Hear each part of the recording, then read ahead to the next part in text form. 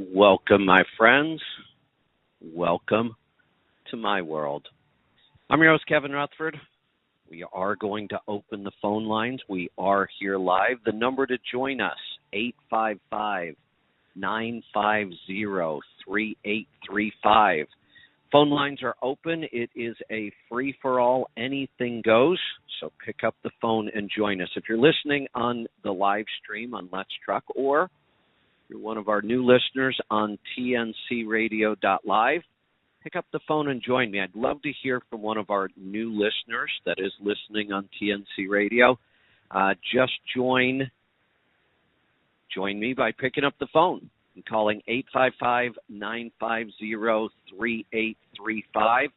Anything goes. We can talk about trucks, money, fuel mileage, maintenance, tires, taxes, technology, health and fitness on the road, getting started as an owner-operator, finding freight, working with brokers, getting your authority, COVID, politics, whatever. Pick up the phone and join me. It is a true free-for-all. We'll be here for the next hour. No breaks, just your phone calls, and I do have a couple things I want to talk about, but if there are calls, we are heading to them. I do want to just talk a little bit about the economy. Not going to spend a lot of time because calls are already coming in. That's awesome. I have been saying since about 2017, so I think we were a little early, but I've been saying this economy can't go on forever.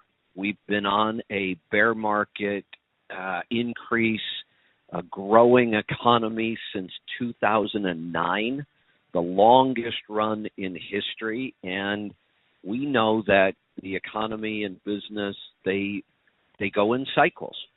So we really started thinking it was coming around 2017, and I guess we were early. But here's the thing. I don't like to make predictions for the future because I'm almost always wrong. If I am going to make predictions, I try to err on the side where you can't get hurt if you're wrong. So back in 2017, many of you will remember, and I've been saying it ever since, you should be paying down debt, you should be saving cash, and you should be very careful about making big purchases. I just spoke with an owner-operator yesterday that bought a used 2021 truck. It was a W9, beautiful truck, but I was shocked. I don't know how many miles. It was less than a year old, 241,000, I believe he told me. I can't even imagine. That does a number on your fixed cost. And you have to remember, when you have really high fixed cost, you got to work. That's the problem with really high fixed cost. You got to work, and you got to work all the time just to cover those fixed costs and then hope to start generating a profit. So I'm still saying the same thing. We're not yet there yet, but I don't think we're very far off. I think our economy is really in trouble right now.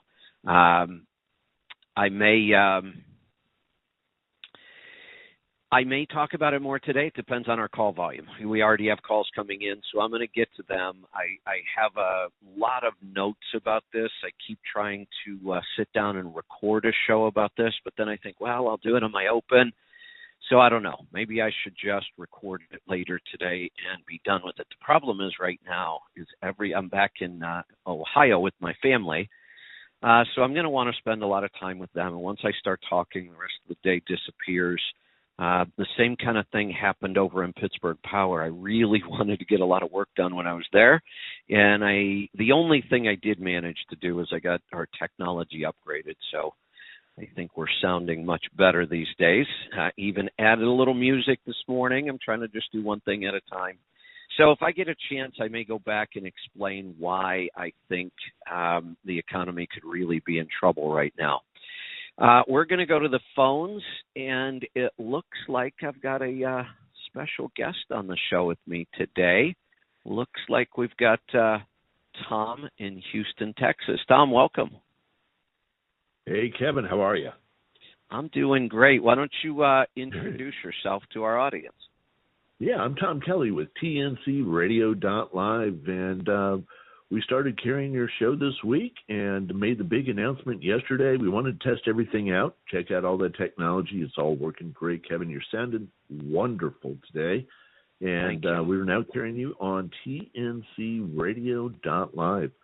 Our little station's been going here about a year and a half, a little bit more than that. And we're doing 24/7 programming for the truck driver community. And having you be a part of this now is really, really exciting for us. So we welcome you in. Our listeners welcome you in. It's great having you join with us and giving people an opportunity to hear who you are, what you would, and probably some people may not be as familiar with you, and give them a chance to meet you virtually, if it will. And I heard you yesterday mentioning that you'd love to have some callers in from TNC Radio. So don't be shy, guys. You may not know him yet, but you'll get to know him. Jump in and say hello to Kevin, and I think you'll really enjoy this program. Well, I certainly appreciate that, and I appreciate how easy it was to work with you. I think if I remember right, the first time, you reached out to me, then I responded on like a Saturday afternoon. We answered the phone. We talked for a couple hours, it seemed like, and on Monday we were live. Yeah, and on Monday we were live, so it couldn't have been any easier. That was wonderful. Thank you for that, and we love this opportunity to reach out to a new audience. And I got to kind of warn people. I have a feeling when you turn into this show the first time, depending on what's happening that day, it can be a little confusing. We might jump from wheel bearings to tire rolling resistance to engine technology, fuel mileage, and then somebody calls and talks about their missing gallbladder, and then we go on to somebody's 401k, and the show is kind of a little eclectic.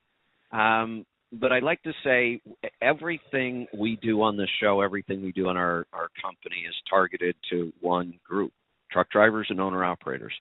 That's it. That's our market. Now, the health thing and financial planning, people bring in their brother-in-law or their dad or their brother that might not be in trucking. So we actually started to grow a little bit outside of trucking. But our core focus, truck drivers and owner-operators. That's it. It's what we spend all our time on, and our goal is how do we help them with anything and everything. I learned early on that one of my strengths is the ability to take in a lot of data, reading mostly. I don't even like audio because it goes too slow. I like to read. I read a lot. I can take in a lot of data and kind of condense it down and make it easier to understand. And I've done that with things like fuel mileage, which can be pretty complicated. I've done it with financial planning. I've done it with health. So it's kind of my strength, and that is really what we built our show and really our company around. So I tell people all the time, one of the things I absolutely love, stump me with something. Give me a call that I don't know anything about, because then I'll be off and running and I'll go learn it. And that's how a lot of this stuff came about over the years. I would get so many calls from owner-operators about money because we did accounting and taxes. And they'd say, well, what about my retirement? And I would say, well, I really don't know a ton about retirement. I can kind of tell you what I do. Well, then I thought, I get this question a lot, and I went back to school, and I became a certified financial planner. And a couple of years later, we're talking, and health started to come up a lot. And clearly, drivers may be one of the most unhealthy groups of people in the country. The lifestyle can be awful. So I thought, well, I know a little bit about health. I owned a gym at one time. I coached wrestling, but I don't know enough to really go on the air and talk about it. So I went back to school again and became a certified nutritionist. So the show is really eclectic. For new listeners, if you're trying to figure out what the hell this show is all about, it's about anything you want it to be about, but we always try to bring it back to trucking. So health on the road, financial planning for truck drivers, that kind of stuff. So we would love to hear from some of your listeners that have no idea who I am. Yeah, and I'm sure you'll hear from them. They are. It's such an exciting time for TNC Radio. We've grown so much here recently. Overnight, we carry Steve Summers in the overnight drive, And now during the day, we have you on here. We have a different type of show going on each evening, including people like Marcia Campbell. Marcia and I go way back. I have to say hi to Marcia. Yeah. We haven't talked way back in the Dave Nemo days. I met Marcia. Wow. Yeah, and in the evenings too, we have Ice Road Truckers. We got all sorts of different things going on. So you can learn more about us by going to tncradio.live. That's our website. You can drop us an email at info@tncradio.live. We'd love to hear from you. We've got an app out there. You know, the nice thing about our app, Kevin, for those who are zooming down the road, and sometimes, you know, that phone number is hard to remember. If you want to call into Kevin's show, press call and you'll see a picture of Kevin, press that, you're in. You don't have to remember the phone numbers or anything. One button dialing to get into Kevin's show. So it makes it really easy. That is an awesome feature for drivers. Now, I want to make sure we're clear about this. You press the picture of me. You don't throw darts at it. Exactly, yeah, because that could hurt the phone. But, you know, exactly. At the same time, if you're talking about something they disagree, they can pull up your picture and yell at you. Oh, I'm sure they do that. Yeah, that's probably a pretty common thing on my show. Yeah, that makes it easy too. I tend to be one of those hosts that people either love or hate. There's not a whole lot in between. And that's what either way. People, I think, do enjoy listening, and you know that's why we're so excited to have you with us, Kevin. I mean, your expertise, the things that this is one of the things where you and I really we became best friends because we both have the same goal, which is to improve the life of the listeners and make sure that they have what they need to be have to be successful. And I know for a fact, because I've listened to you long enough, that's what you're striving to do. And, you know, we were both telling each other the other day that that's how we measure our success. We're not counting listeners. We're not counting phone calls. We're counting, are we actually helping people? And if we think we're not, then we change gears and go do something so that we are helping people. And all that other stuff, listeners and all that, it'll come if you're doing the right thing to start with. We talked about this. It's always been our philosophy, too. It's always one of the last things we go look at. You know, we look at, are we putting out really good information? Are we bringing value to people? Are they benefiting from what we do? And then we go look at the numbers, and it's always nice to go, oh, look, it must be working. The numbers are growing. So they're important. Right. I mean, it's a scorecard. If the numbers are shrinking, we're probably doing something wrong. But it's never our focus. And it works because if you focus on putting out good content and providing value to people, everything else will take care of itself. Absolutely. Well, hey, I'm going to let you get on with talking to the drivers out there, but wanted to welcome you in, say thank you very much for being part of all this. You can catch Kevin here on tncradio.live every day, right at this time. And Kevin, we're going to play it again at night. Think about this for a nighttime lineup. Starting at 10 p.m. Central or 10 p.m. Eastern, 9 p.m. Central, you got Kevin Rutherford, then Landline Now, then Steve Summers. Wow. So if you're a nighttime driver, I mean, wow, yeah. Yeah. I was talking to our friend Mark Reddick yesterday, who sends his hello, and he's excited about this, and he likes that idea, too, that we've got Kevin, then Mark, then Steve. That's a great setup. You know, Mark is one of those guys. We've been at events together through Sirius, and every time we're at an event, I seek out Mark, sit next to him. He's one of those guys I could talk to for hours and hours and hours. He is just incredibly intelligent and well-spoken. I always, really enjoy spending time with him. And I also want to say thanks so much for getting Steve back on the air. It's great to hear him back. I knew he had to land somewhere. So it really is a great lineup. And I have another surprise. After I'm done talking to you, it looks like I have Tom Kirk on the line. Well, there you go. Yeah, Tom Kirk, one of our driver partners. So happy to have him out there, too. And so we're looking forward to having you on for a long time. And, this is going to be a great thing, and hopefully the drivers will love it, too. So we want to hear back from you. what other programming changes we can do and things we can do for you as well. Of course, right after this program in the mornings, we're always going to play last night's version of Landline Now, because sometimes you can't catch it at night. So we try to do it, and this is one of the things Kevin and I were talking about the other day.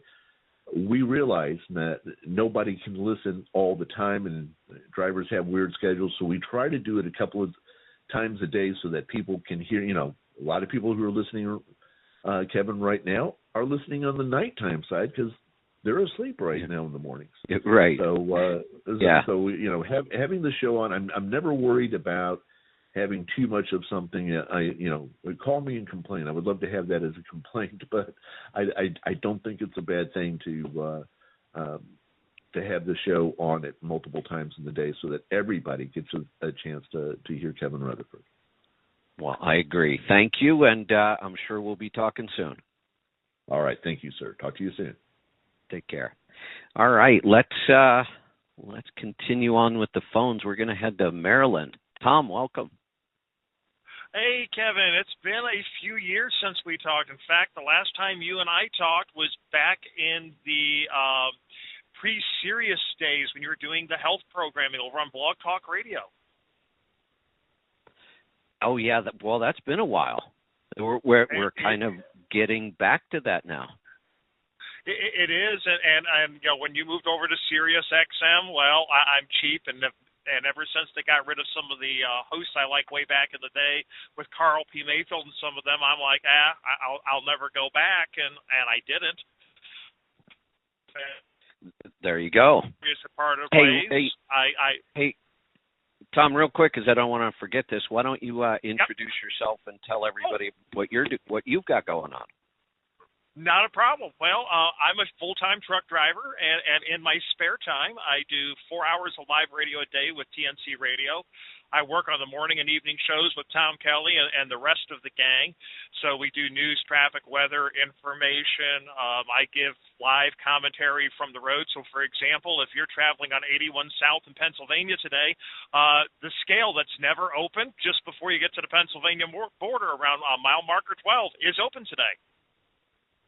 There you go. So I give observations on the road and things of that nature, and then on Thursday nights, I also have a radio show where I talk to truck drivers, media people involved with trucking, truck stop owners, just a variety of people that are around trucking, and kind of collect some of their stories and their experiences and share them with some of the drivers. So, a couple of weeks ago, I had talked to one of the Australian Outback truck drivers who's been driving down there for a number of years, Paul Andrews, who goes by the handle Sludge. We talked a little bit about some of his experience, not just driving truck, but about being on their TV show down there, things like that. And Uncle Pete, that has a truck stop in Lebanon, Tennessee, that a lot of drivers have gotten to know over the years. He's got the world's largest collection of coffee cups.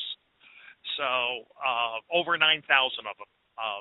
That he's actually drank out of and is on display in his restaurant. So those are some of the people that I talk to and kind of some of what I do on the station. And then the other thing I do kind of behind the scenes is keep an eye on, people like yourself and what everything else is going on. And if I see an opportunity, I go and talk to Tom Kelly and saying, hey, here's a guy by the name of Kevin Rutherford. He's no longer with Sirius XM. Maybe we should have a conversation with him and see what I can do about getting people connected. Well, it worked. We're connected. It really did, and it's going to be a pleasure to seeing you at the truck show. I know I'm going to be there, and I won't be in a set booth per se. I'll be walking around the truck show talking to different people. I'll be kind of easy to find. I'll be the one hauling a wagon full of radio gear behind me. There you go. I'll be sort of wandering. I have a couple booths you can probably find me in. Pittsburgh Power would be the best place if people are looking, but I'll be out visiting some of our other partner companies, and I'm trying to decide. Normally I park my coach in the RV spot there because it's so convenient. I have power, I have everything I need, and you just walk in the building in the morning. But I'm really thinking, I kind of like all the stuff that goes on in the Papa John parking lot. So I'm thinking I might just hang out there the whole time. That could be a lot of fun. I know they've made some changes this year. I'm anxious to see it. I'm actually driving up in a car this year, so I've got a hotel room, but I don't know the exact booth number yet, but I'll be in the American Truck Historical Society booth on Saturday from around 10 till 12:30, 1 o'clock, doing recording of basically some of their members and various drivers there. But really, any driver that has a story and like to stop by and say hello, the good chance we'll record your story and things like that. And, if you've got some time Saturday, Kevin, definitely stop by as well. Will do. All right, Tom, thanks so much for kind of initiating all this and putting it all together. And it came together quick. You sent me an email one day. I called the next day, and 2 days later we were on the air. Yeah, it took about a week or two of persistence of reaching out to different friends, going, hey, do you have Kevin's email and things like that, until I finally found the right people. But once we got you the information, things happened quick, and I'm glad to see that, and definitely glad for there. And the one thing I remember telling Tom Kelly, I said, well, one thing I can say about Kevin, you said it yourself when you was talking to him just a minute ago, Kevin's a polarizing figure. You either like him or you don't. Yeah, that's pretty much it. I don't find people in the middle very often. No, and I'm probably the closest you'll ever come to the middle person if I look at it this way. We don't have to all agree on everything, but if we can agree on the key thing, which is providing drivers entertainment and information and helping drivers, that's where, I may disagree with you on a bunch of other stuff, but if we can focus on that, we'll get along great. If we all start agreeing on things, I'm just going to poke myself in the ears with knitting needles. Yeah, I would have to agree with you on that one, because if we all agree on everything, well, it would be boring. What's the point? Really, at that point, what's the point? Yeah. So, Tom, great talking to you. I'm sure we'll be talking again soon. We've got some callers lined up, so I'm going to get to them. All right, sounds great. Take care, and thanks for your time today. Thank you. All right, let's go to the phones again. We're going to head off north of the border this time. We're going to head to Alberta. Ben, welcome. Good morning, Kevin. How are you doing? I am doing wonderful today. What's on your mind? Hey, so I finally got a hold of some good half and half up here in Canada. Okay. And do you have good luck freezing yours? Freezing the half and half or freezing the yogurt? Freezing the half and half, and then after 2 weeks or so, kind of thawing it out and make some yogurt with it. Got it. I do freeze all of my half and half because I buy it in case lots because it's just easier that way, and I stick it in the freezer. I take it out a couple days before I need to make yogurt, put it in the refrigerator. It works perfect. In the beginning, I had actually talked about freezing the yogurt because I thought, well, why couldn't you freeze yogurt? We actually have frozen yogurt. But once you freeze it, it really kind of has to stay frozen. Turns out once you freeze the yogurt, when you thaw it, it gets like thin and watery, and it's just not good at all. But you can absolutely freeze the dairy you're going to use prior to making the yogurt. Okay, because the reason I'm asking, I did try it, and there's I don't have good luck with it. Because before I made about 2 batches with the half and half, and it turned out pretty nice. And then I froze a batch of dairy, like the half and half. Okay. And then I thawed it out 2 weeks later and made yogurt, and half the jar is like whey. Okay. So I'm not sure what it is. I wonder why. I have not had that problem freezing mine. Is it ultra pasteurized by chance? No, it's just pasteurized. No. Okay. 10%, half and half. Like before, you have no idea. You've never seen yogurt like that. It comes out. You don't have to strain it or nothing. It's thick. That's how all my yogurt comes nice. out now.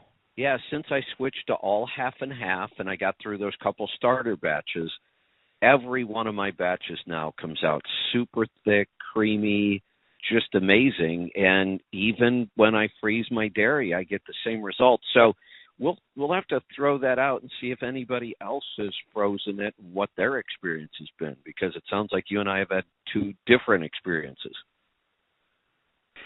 Yeah, I know one of the listeners is using the same stuff I am. It's Rocky Ridge Dairy, half and Okay. half cream, and it's 88% of the herd is A2. The rest of it is still A1, but it's Okay. organic and it's good. Good. It's pretty good quality. It's not as good as the Alexander's because it's A2, but it's Right. still, when you make yogurt, it comes out when you don't freeze your half and half. Straight from the store, it comes out amazing. The best yogurt you've ever had. And people kind of probably think, well, come on, why is that yogurt so good compared to everything we can buy in the store? And there's really one answer. It's all the fat. I mean, half and half is like 16% milk fat, and they're making their yogurt with either 2%, 1%, or sometimes fat-free. And then they have to put in all the fillers and the emulsifiers to get it to sort of kind of feel okay in your mouth. But when you've got 16% milk fat, yeah, that yogurt tastes amazing. Yeah, it's some pretty awesome stuff. But anyways, I wanted to run it by you, see if you've had any bad experiences with freezing your half and half and then making yogurt afterwards. Okay, so I do actually my producer call screener is texting me. They used Alexander half and half. They froze it and said their yogurt came out with a grainy-like texture. Huh. So that's two people that haven't had a good experience. So maybe just buy your half and half. Make sure it doesn't expire within a week or two, and then you just try and make the yogurt. Because once the yogurt is made, you can refrigerate it for a month or longer. Oh yeah, just keep it that way. I brought 2 jars with me on the road that I had a ton, so I had 2 jars I haven't even opened yet, and I've been gone. I think I'm coming up on 3 weeks since I left, and I opened it the other day. It's fine. It smells great. So, yes, you know, I'm going to go back and experiment with that when I get home. It's too hard for me on the road right now, but it seems odd. I'm positive all of my batches came out good after I froze it. I've frozen several cases. When I was making a lot of yogurt, you know, because I was giving it away to everybody and I was making all 5 strains, it was like a yogurt factory in my kitchen, and I had to buy that much at a time and freeze it. Yeah, exactly. And you don't want to run to the store all the time, eh? Get some. Well, exactly. Yeah. So, all right. Well, we'll see if we can get some more feedback on that. That's interesting. Yeah. Hey, another question on the fat digestion supplement. Do you take it every time you eat a fatty meal or every time you eat any meal? Well, you know, the way we eat, I think the way most of us eat now, there's almost fat present in every meal.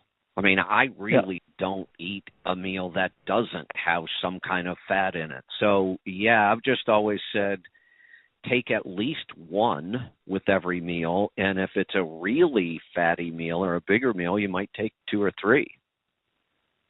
Correct. Yeah. Makes sense.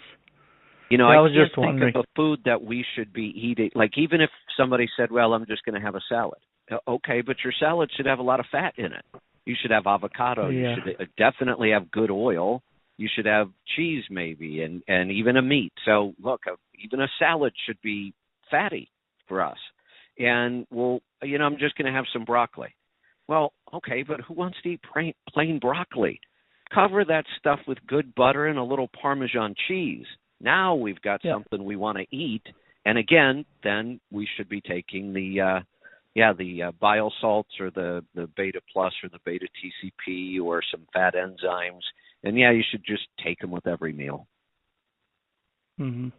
Yeah, the odd time I just eat a can of salmon and a beefsteak, but it's still lots of fat in there. Eh? Oh, yeah. Yeah, exactly. So, you know, try it. Take one and see how your digestion feels. And if you go, well, I feel a little better, try 2 and experiment. Here's the beauty of these supplements. They're not like drugs. They're all natural nutrients, and it's almost impossible to overdo them. The only reason we tell people don't overdo them is just cost.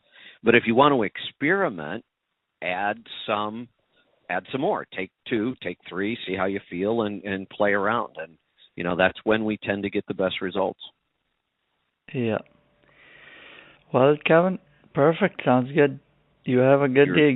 I'll let you go to the rest of the callers. There you go. Thanks for that. And also remember, experiment with not taking the supplement at all after a while.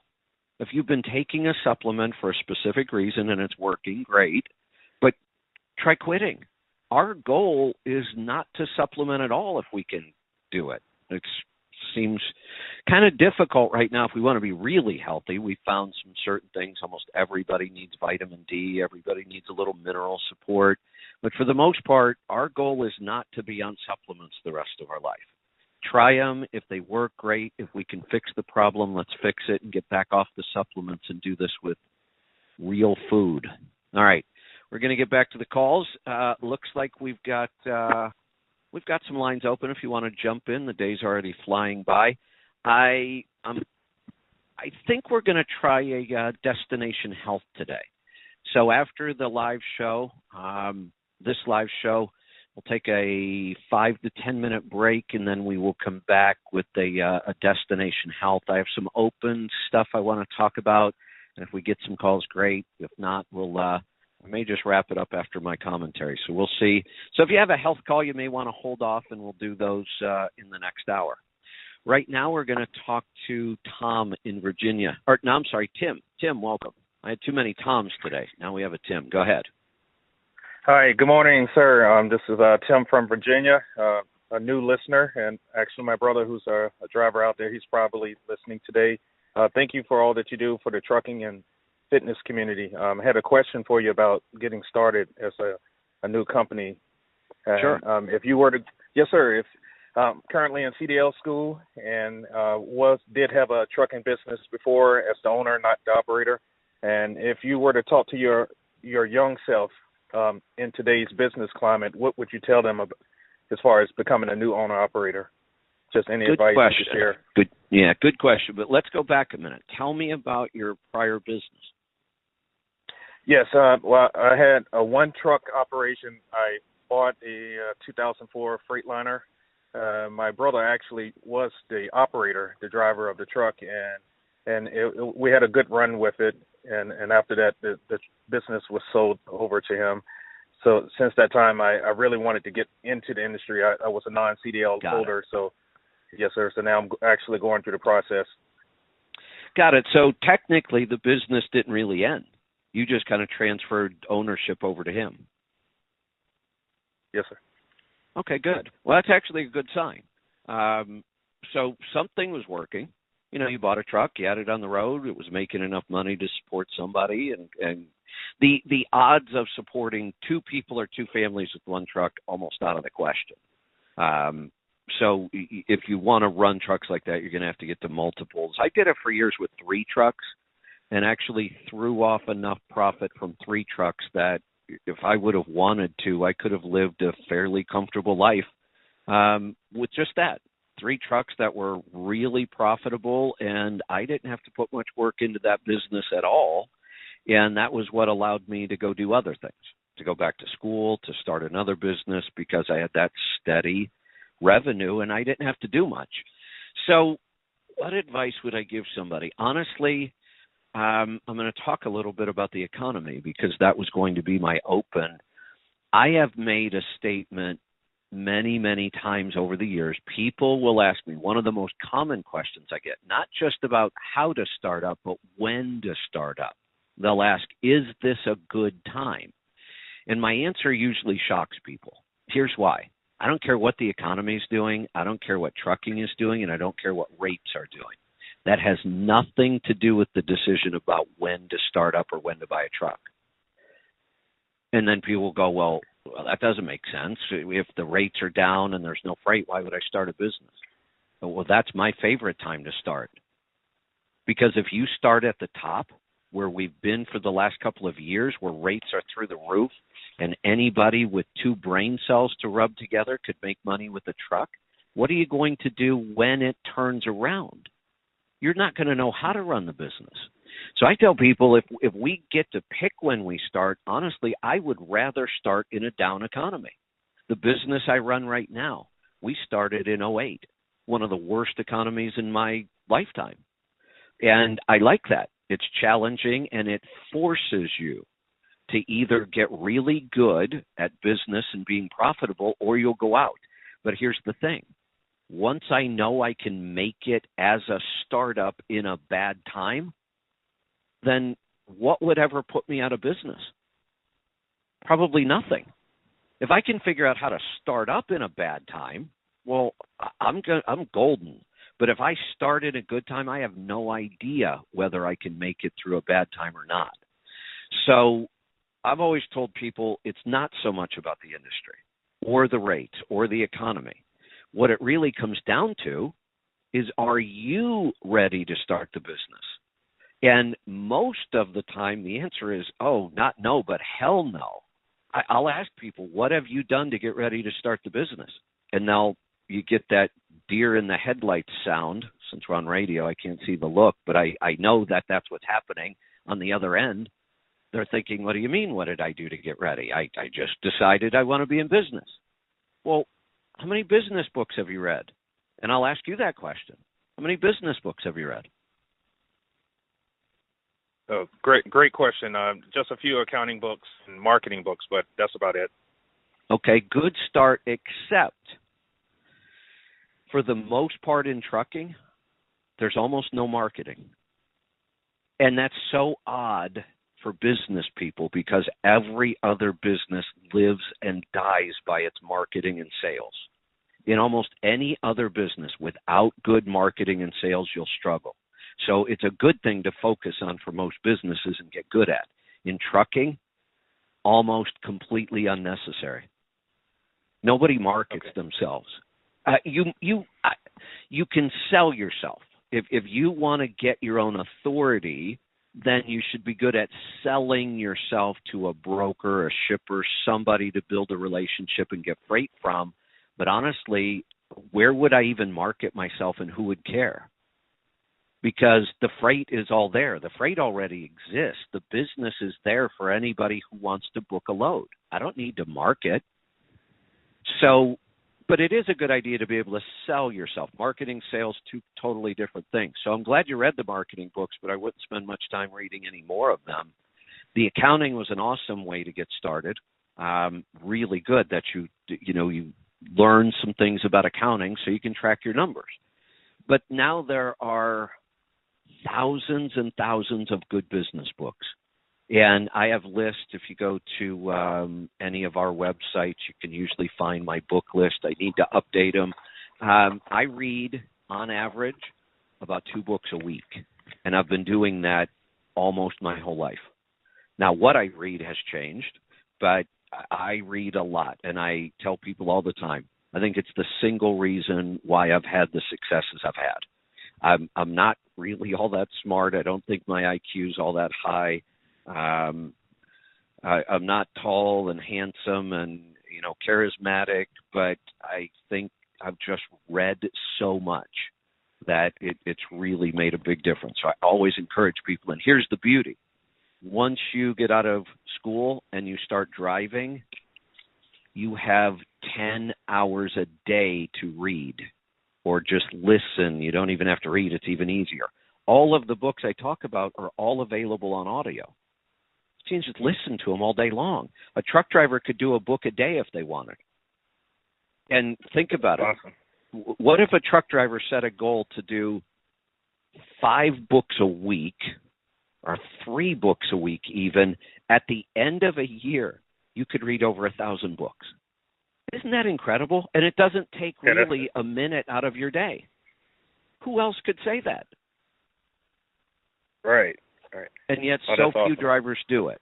So that's my biggest piece of advice. When you get off this call, go sign up for an Audible account, audible.com. And if you want, find my book list and start with those. And anytime you want to call into this show, Tell me what you're interested in, and I'll give you a book recommendation. I do it for a lot of people on our two sites, healthytribe.com and truckingtribe.com. We have book clubs. We have groups in there where drivers share, books and ideas. And so I'm really, really big on that. I do have another resource for you, though. And now I'm going to tell you this is going to be a commercial because it's our resource. There is a price. It's not free. I wrote an entire online course, start to finish, how to buy your first truck and how to do it really successfully. Everything you would ever want to know about buying the truck, speccing the truck, negotiating for the truck, getting the truck ready to go on the road, setting up your accounting, finding a carrier if you just decide you want to lease to a carrier, how to get through the first year. There's a little bit of stuff in there on fuel mileage and fuel tax, and it's a very, very comprehensive program. The one thing I am so bad about remembering is prices. I have no idea what we charge for that program. I should, but I don't. And you can go to our website, letstruck.com, poke around. You'll eventually find it. We have a lot of information on there. But if you can either record this or write it down, if you go directly to learn.letstruck.com, that will take you right to what we call Let's Truck University, and you'll see all of our courses.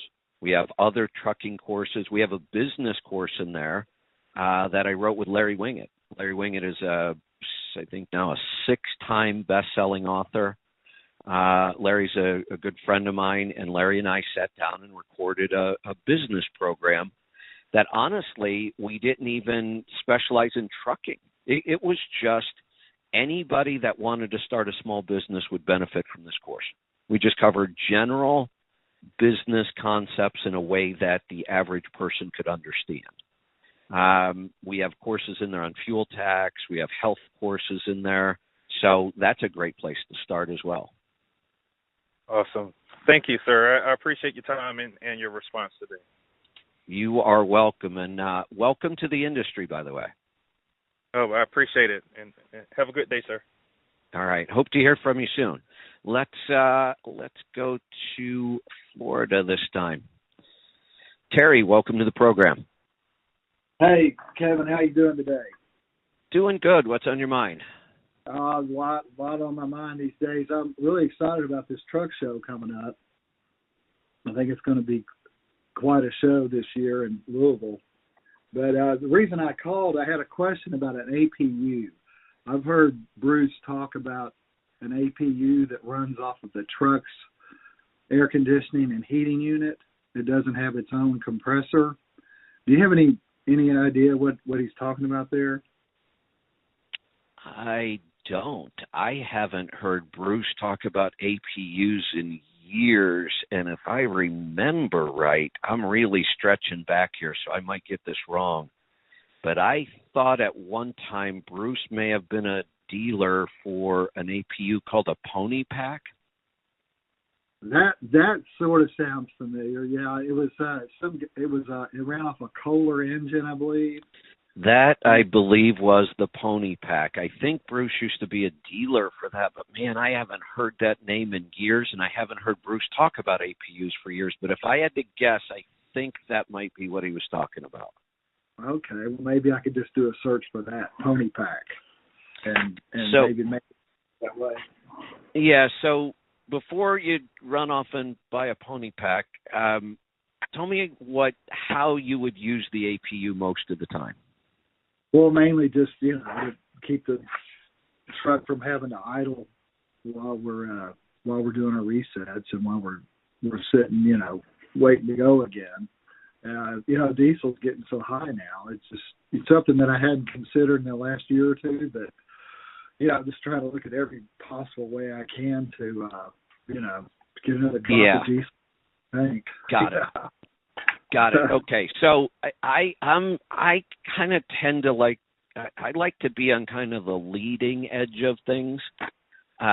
We could also call that the bleeding edge sometimes, because you can spend a lot of money out there and not accomplish a lot. But I think somebody's got to do it, and that's how we learn.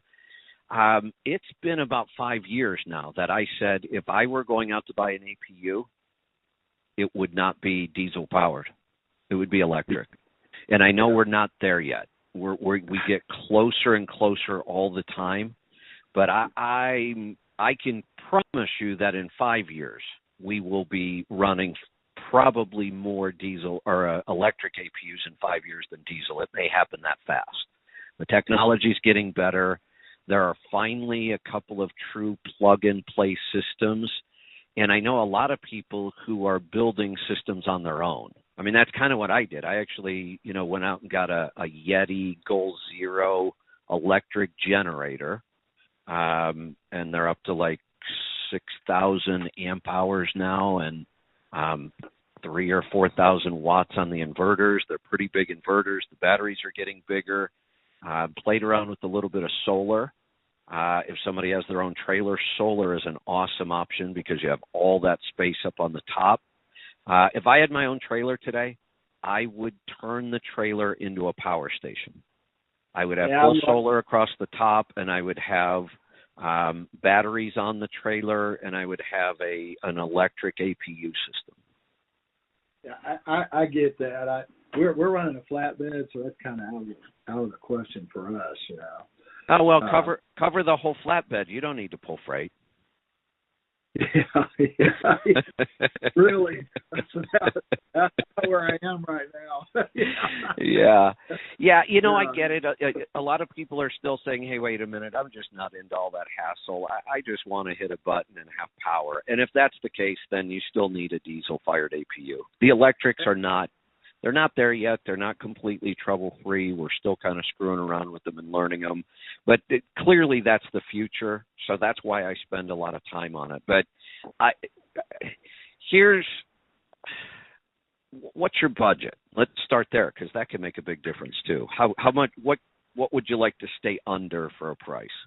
I really don't have a budget. I've got a little bit of cash right now to invest. And, okay.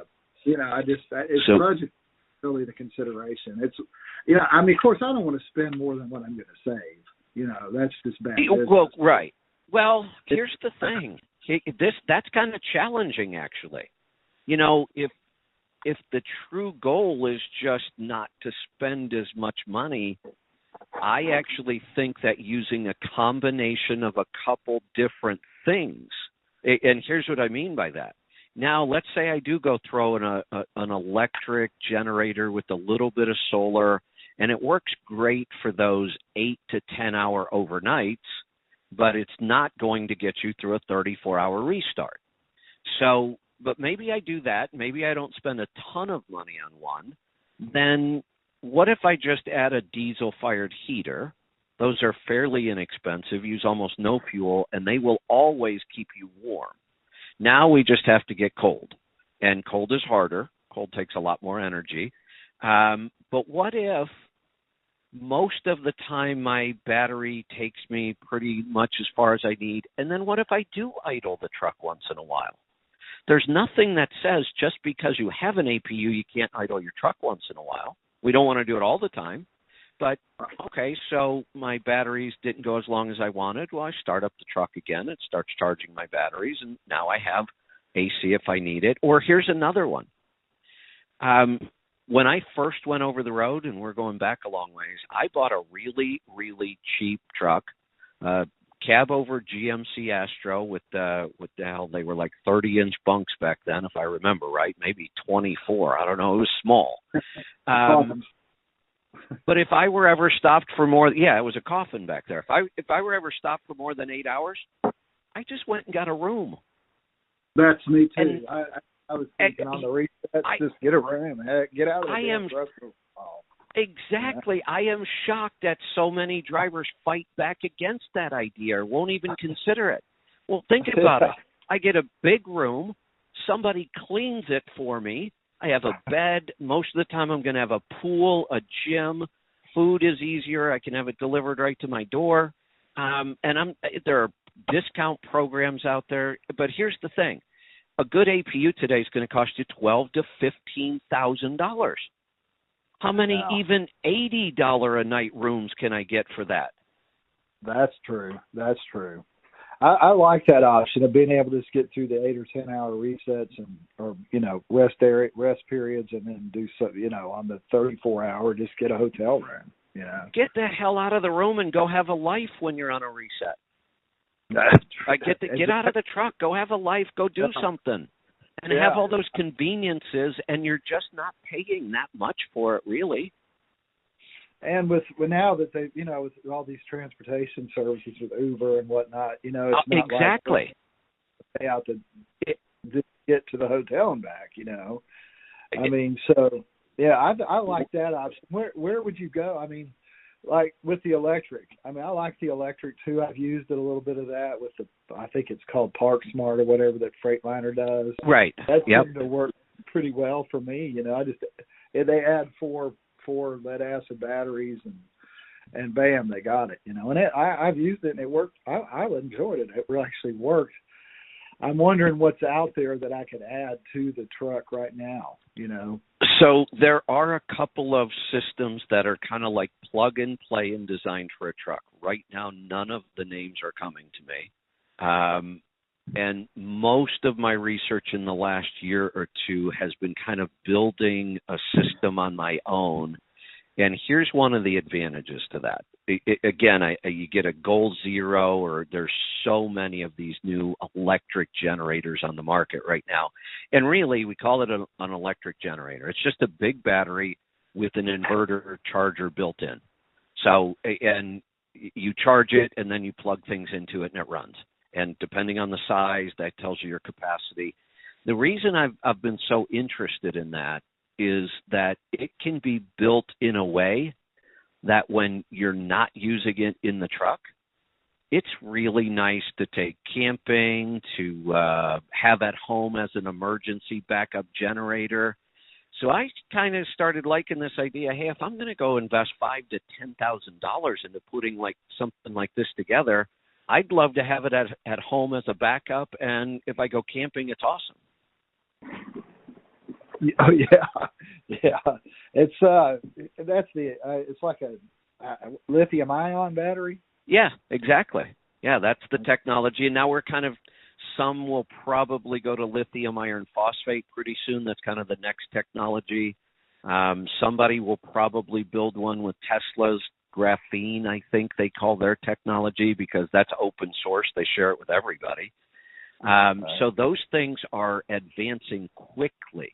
Like I bought the biggest Yeti you could buy, and 2 months later they brought out a model that was double the size of mine. And about the same price? No, so the first one was about $1,000 per amp, $1 per amp hour. So it was like a 3,000 amp hour battery, and I paid $3,000 for it. Then they rolled out a 6,000 amp hour unit, and the price was $5,000. So it got more cost effective to go bigger. But the real reason to go bigger is that's what determines how long you can run stuff.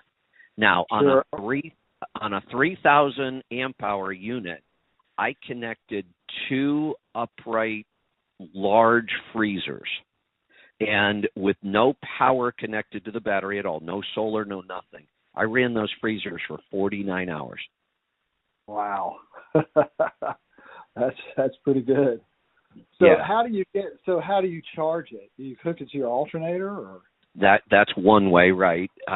It can actually, when you buy it, it comes with a little cigarette lighter adapter, and you actually just plug the thing into the cigarette lighter, and it will charge off the vehicle system while you're going down the road. Wow. Now that takes a long time, but so what? We drive a lot.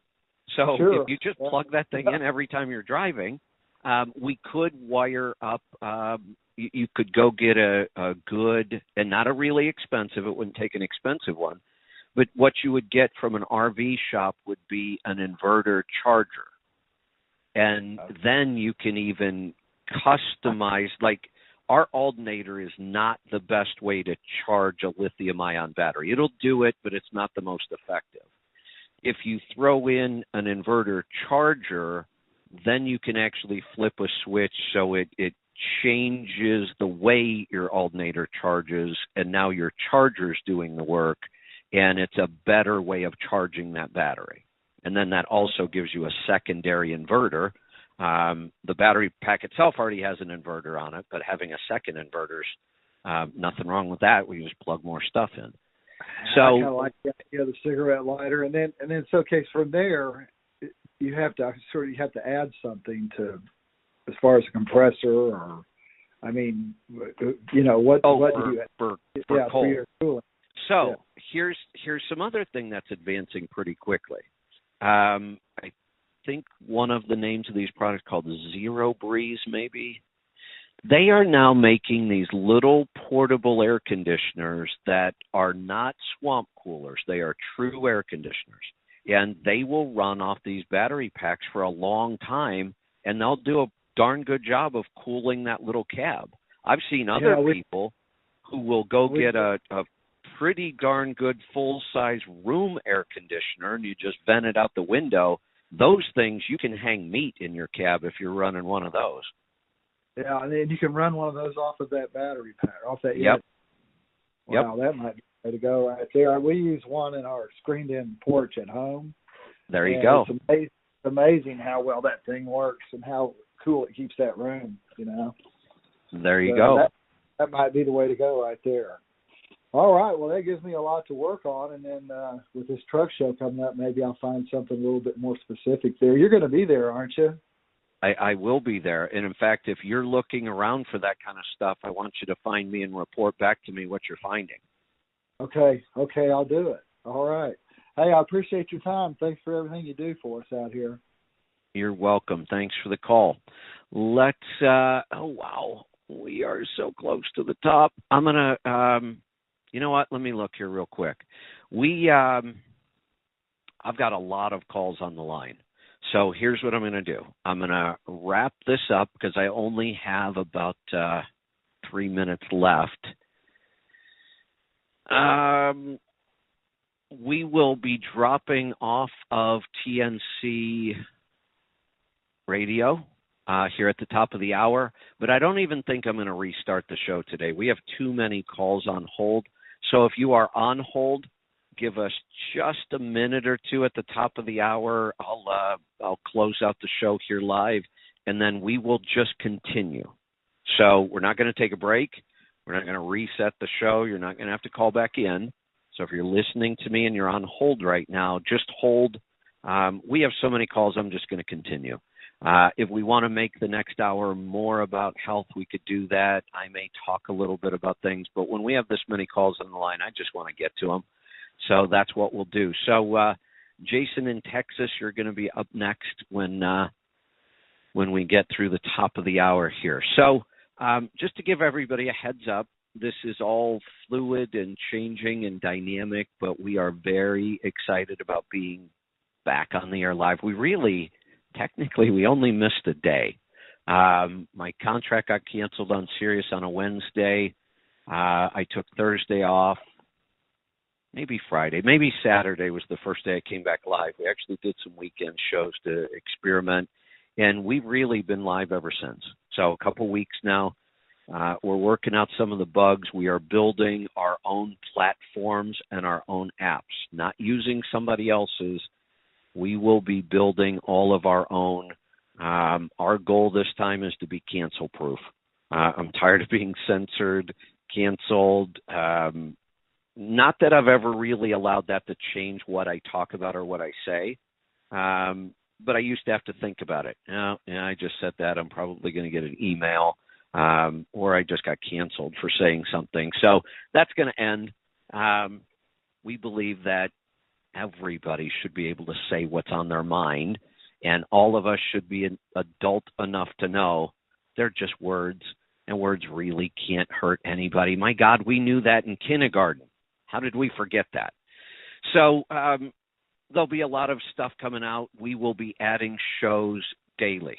We will be bringing back all of our segments as shows and turning those into their individual shows and adding new ones. So I'm going to say goodbye to the TNC audience, and we will see you back here tomorrow. Have a great day. For everybody else, we're just going to roll right through this. I'm not going to take any break at all. So let's just keep going. I really don't think I need to change anything. We're just going to go to the phones. So let's talk to Jason in Texas. Welcome. Hello, Kevin. How are you doing today? Doing good. What can I help you with? I got a question about sauerkraut. Me and my wife just started fermenting sauerkraut. First time ever doing it. Excellent. So I went to, I don't have those little glass fermenting weights like you showed in some of your videos. I got these spring, like, I guess, weights. Okay. And when I got the fermenting caps also. So what my question is when that spring is pressing down on that cabbage, it kind of went from a full jar to a half a jar. Oh, right. Okay. Now, didn't the rest of the jar fill up with brine though? Yes, it did. Yes, and that was my question is, so when I, like at 4 weeks or 6 weeks or whatever, could I transfer that into another jar to have a full jar, or should I just keep it in the jar that it's in? No, you can move it around. You can transfer whatever makes sense to you. Like when I'm done fermenting, my fermenting lids come off, my weights come out. I put a regular lid back on the jar and throw it in the refrigerator. That way I can then reuse my lids and my weights. So, yeah, you can move it around. You can do whatever you want. So here, I'll walk you through the process that I used to make sauerkraut or kimchi or things with cabbage. So normally if I talk about fermenting something like asparagus or, whatever, we actually make a brine first. With cabbage-based ferment, I don't. All I do is take, so you took the salt and you just rubbed it into the cabbage, right? Yes, sir. Yes, that's exactly what we did. I did not add any brine to it or anything. Perfect. Okay, here's what I like to do, and this may lessen some of what you're seeing. I really work hard to pack as much cabbage into that jar as I possibly can. I have a pretty good-sized wooden, dowel. It's almost like a little club, and I will just pound that stuff into that jar. And I will keep packing and pounding right to the very top, and then it will start to pull out its brine, and you won't see that big drop, all the way to half. So the more you can cram in there, the better it works. But then once you're done, once you like the taste and the texture, you can do just about anything you want with it. You can put it in the refrigerator. You can take it out of the refrigerator for a couple of days. You can put it back in the refrigerator. You can move it to another jar. I've had ferments like that have been in my refrigerator over a year, and they're still good. Cool. Yeah, that's what we're kind of working on. We figured we'd start with cabbage since it was kind of, I think it would have been a little bit easier to do the cabbage than trying to start with making pickles and all that other kind of stuff. I agree. You are correct. Cabbage is the easiest, and it comes out tasting good without a lot of hassle or knowing what you're doing. Pickles, on the other hand, I had to work pretty hard on my pickle recipe. I've got it where I love it now. It's spicy garlic dill, but there were a couple times where I fermented cucumbers, and I'm like, well, it still tastes more like a cucumber than a pickle. So you're right. Cabbage comes out pretty easy. So that is a great place to start. So I did use. I went to Walmart and got pink Himalayan salt. Perfect. That's what I used for the cabbage. Yep. So okay. Yeah, So you've got it.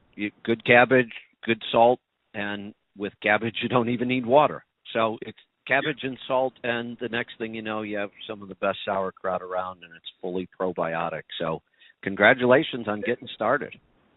Thank you. Yeah, and another thing about packing it, I was trying to pack it in there like you said, but it seemed like by the time I got to the very top, I was pushing more brine out than I was getting cabbage in. So yep, that's about the time okay? to stop.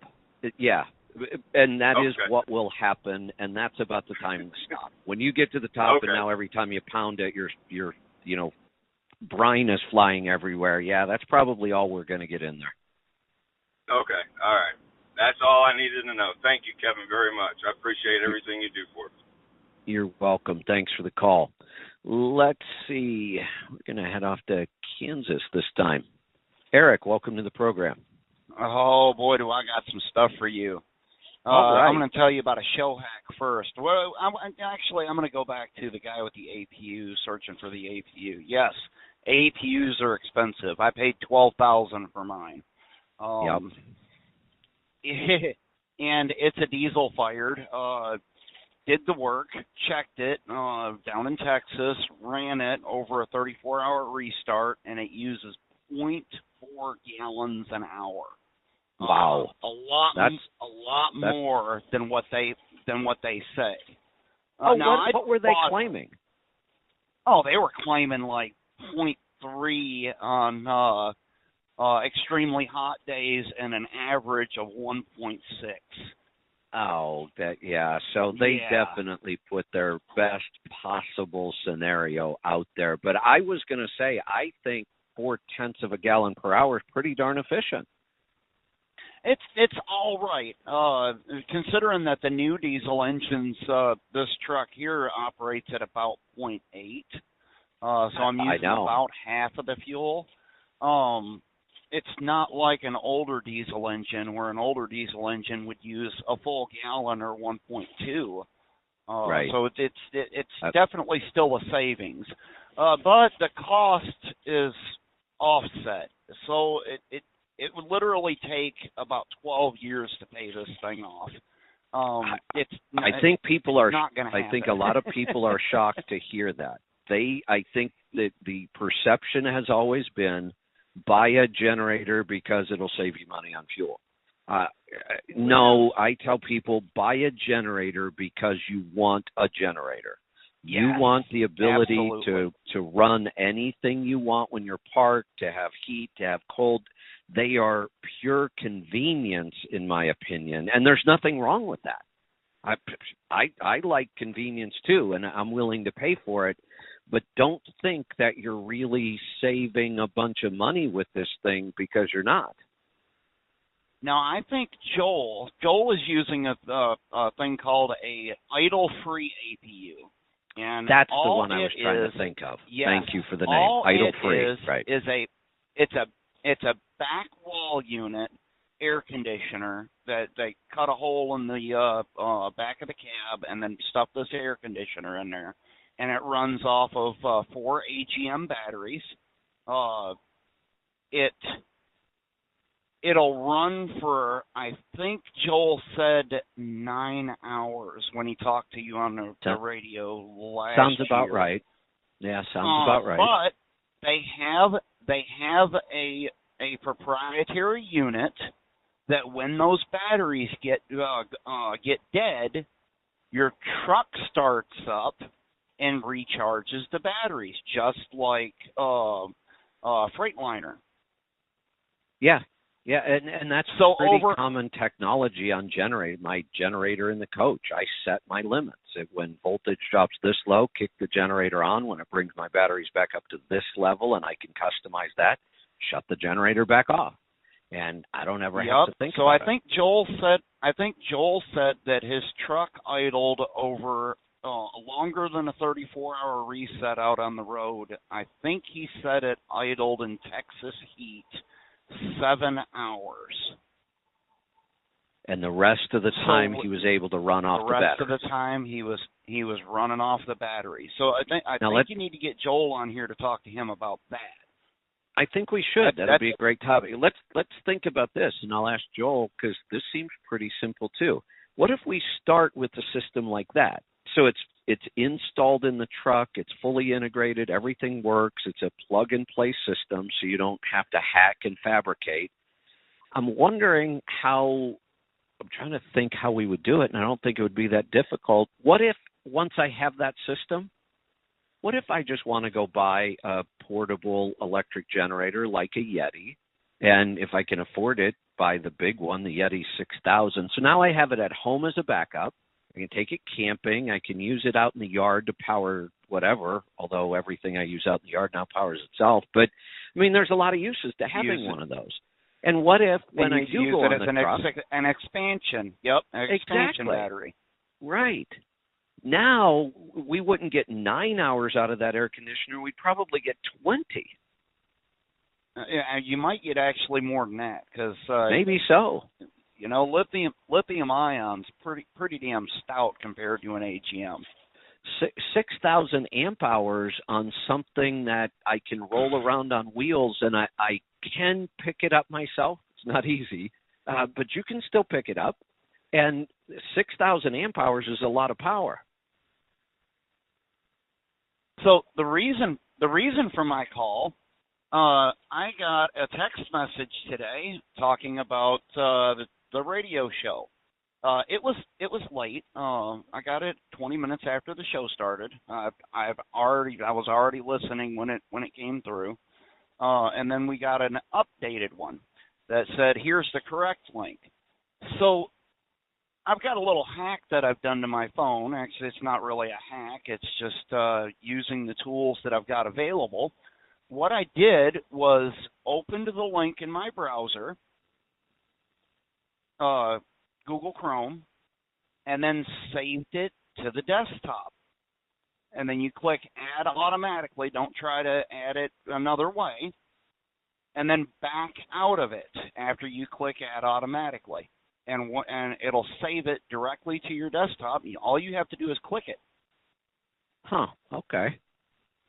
Well, that's kind of cool. If you've got an iPhone, then you're just a fanboy. I'm joking. There you go. No, I like that. Now, our goal, and the team is working hard on it, and this isn't going to be long. We will have an app that's our first goal, to get an app out. That's just for the users. Make everything easier for them. You'll be able to subscribe to whatever shows you want. They'll download automatically. You can listen offline. Shows will be available forever. Once that's out, and we're probably talking less than 30 days on that, we do have to get approval through the app stores, so that takes a little time. But I think we're within a month, and then the team then shifts all of the resources over to building our entire infrastructure in the background. We're not using anybody's phone system. We're not using anybody's software. We're not using anybody's platforms. Ours will be custom written from scratch, and the only thing we'll be using that isn't technically ours will be servers. And I've never heard of a company yet that deletes anybody just because they put something on a server. Yeah, I hadn't heard that either. I'll tell you one thing, though. Android, you don't really have to be on an app store. You just have to tell people to allow for outside sources. Right. Android, we don't have any real time. We can release something right away when it's finished if we want. But Apple, we have to submit it. Sometimes it takes a week or two. Sometimes you got to go change something, and then when you make changes, you got to submit again sometimes. But so that's going to give us a little bit of a delay. I was talking to Aaron yesterday. We already have a beta version. I mean, the app's already being used, so we're that close on the app. Well, I think I need to send to Aaron an email then, because that'd make a great beta tester. There you go. I think he's actually looking for some. We talked about that a little bit yesterday, and we don't want to make a big deal, because actually running a beta testing program is quite difficult. So it's going to be more of an informal, and we are looking for some. So, yeah, if you're interested, reach out. Oh, absolutely. Absolutely. Thank you very much. I really appreciate it. Now, I think what I'll do is I'll make a video of that, post it on the Trucking Tribe website of how to set it up on there. And I think I'm going to do a little bit more.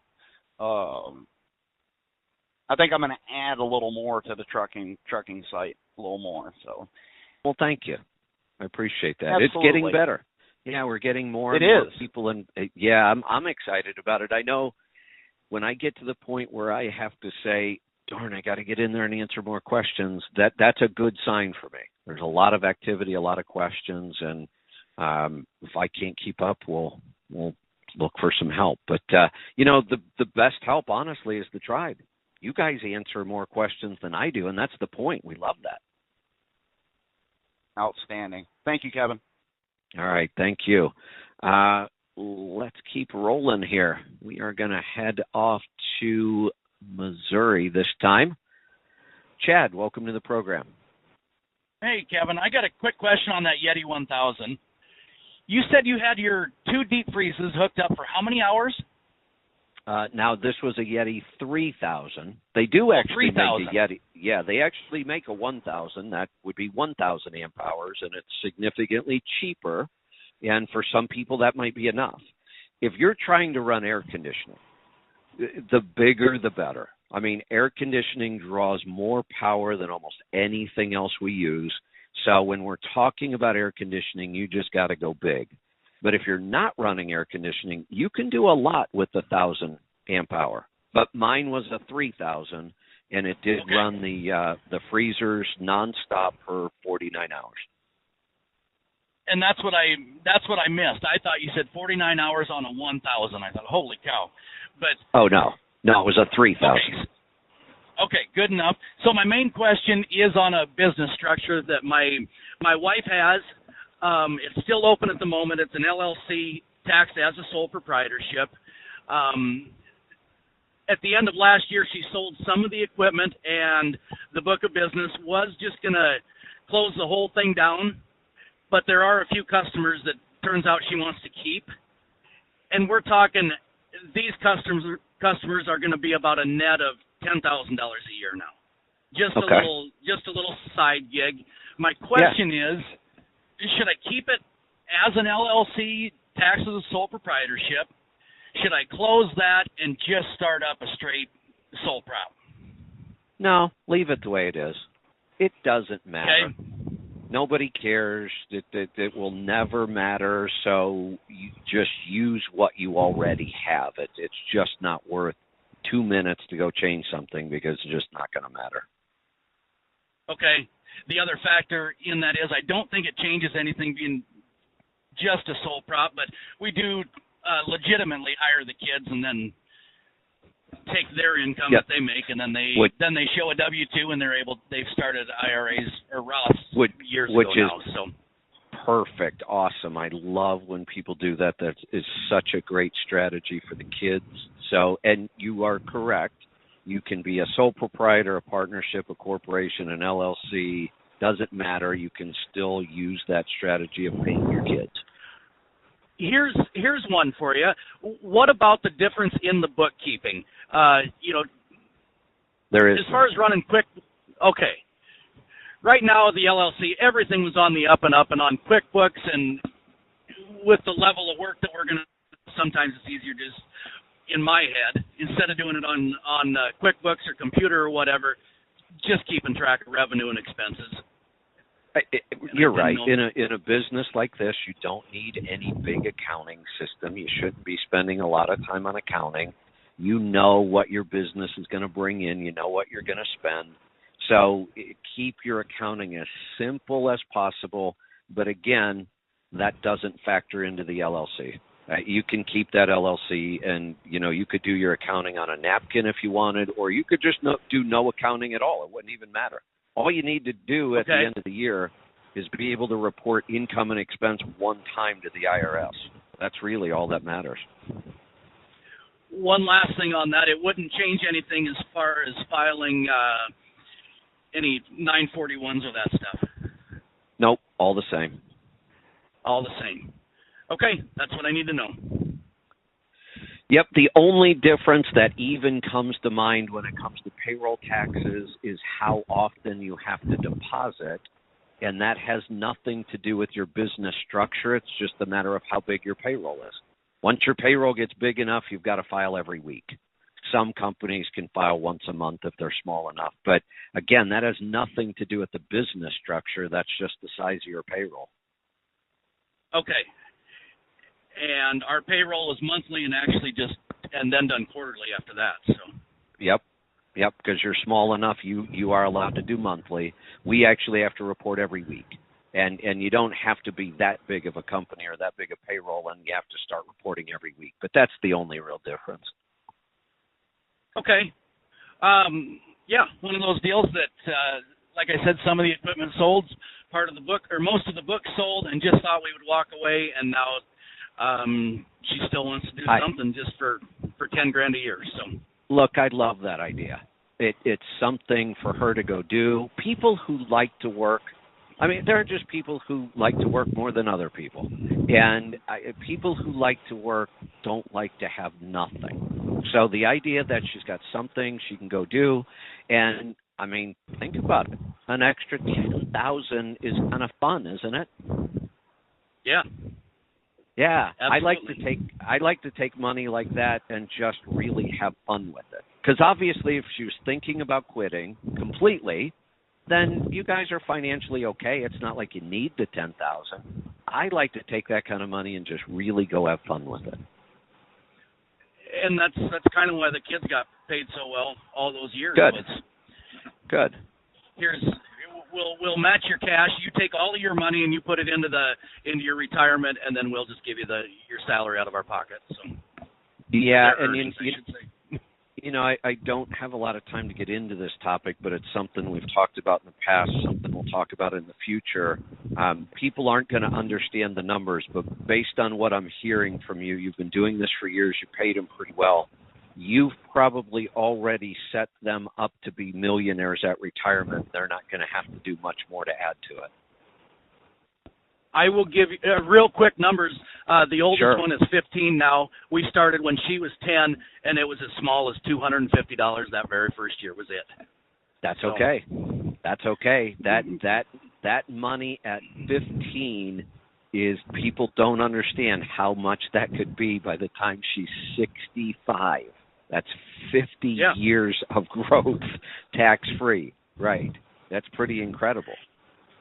I would guess it. I don't even know. We did it, and we do it every year, and we don't look back. But I would guess that account is probably only at maybe $5,000 at 15 years old, and then she's got younger sisters that got the same thing started. So here's what I want you to do, because this is kind of fun.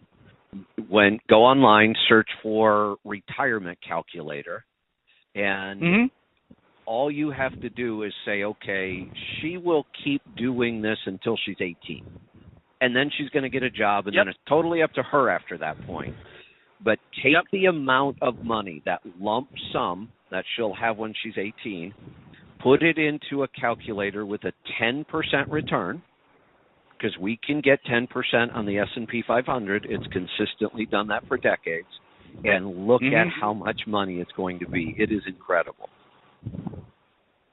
Yeah, there's one on Dave Ramsey's website that shows, and I think it's, the kid goes for 10 years, I think, from 13 to 23, and then stops and never puts in another penny, and still has more at the end than the person that doesn't start till they're 23 and goes for 40 years. The whole time.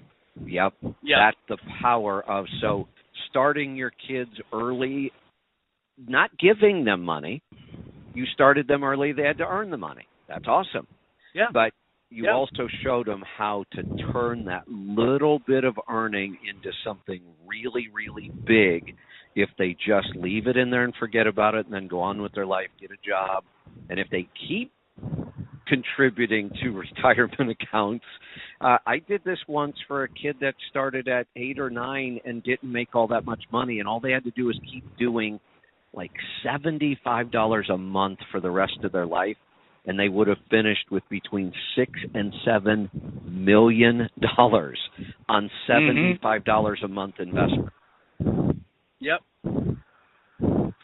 Yeah, well, I'm so glad that I started at 23 years old versus some of the guys that are starting now, and envious of the kids that are starting at 8 and 10 years old. So I good know. for them. Yeah, great stuff. Congratulations. I love hearing those kind of stories. Let's go to Dallas.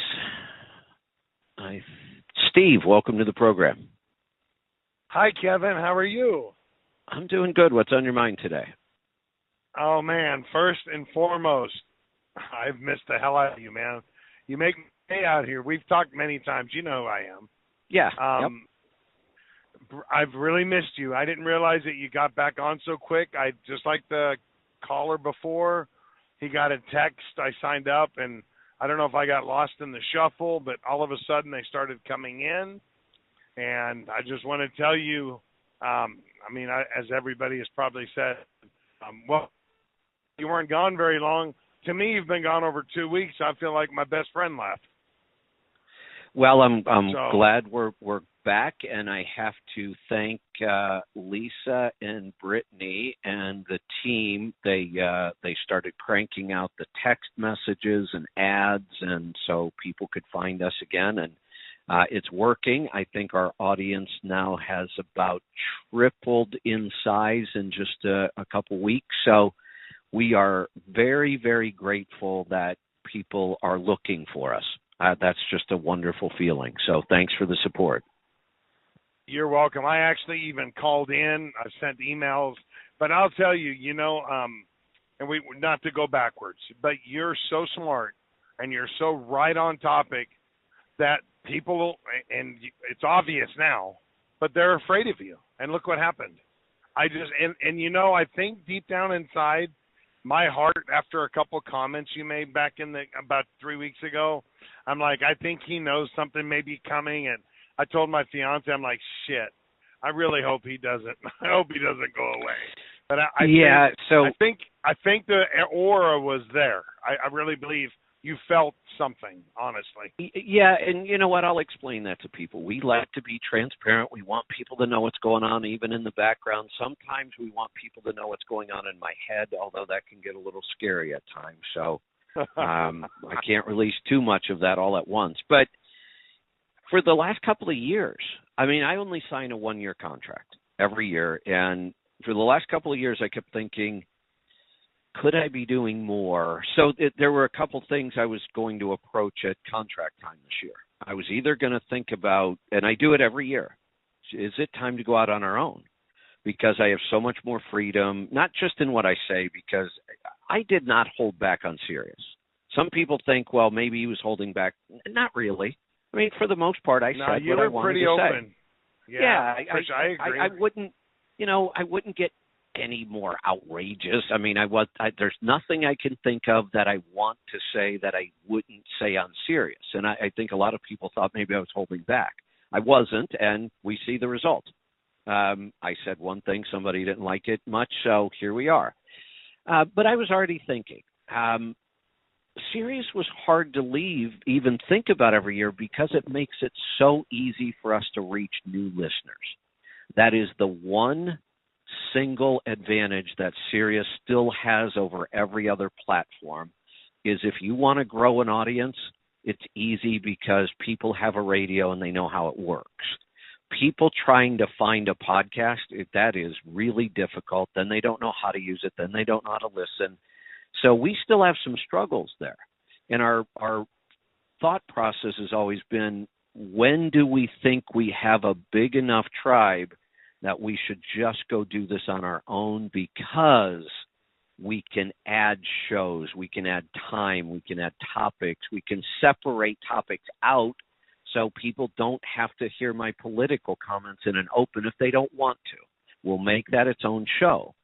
So we knew we could build a platform that would be far, far better than Sirius for the listeners, but we also knew we'd be giving up getting new listeners so easy.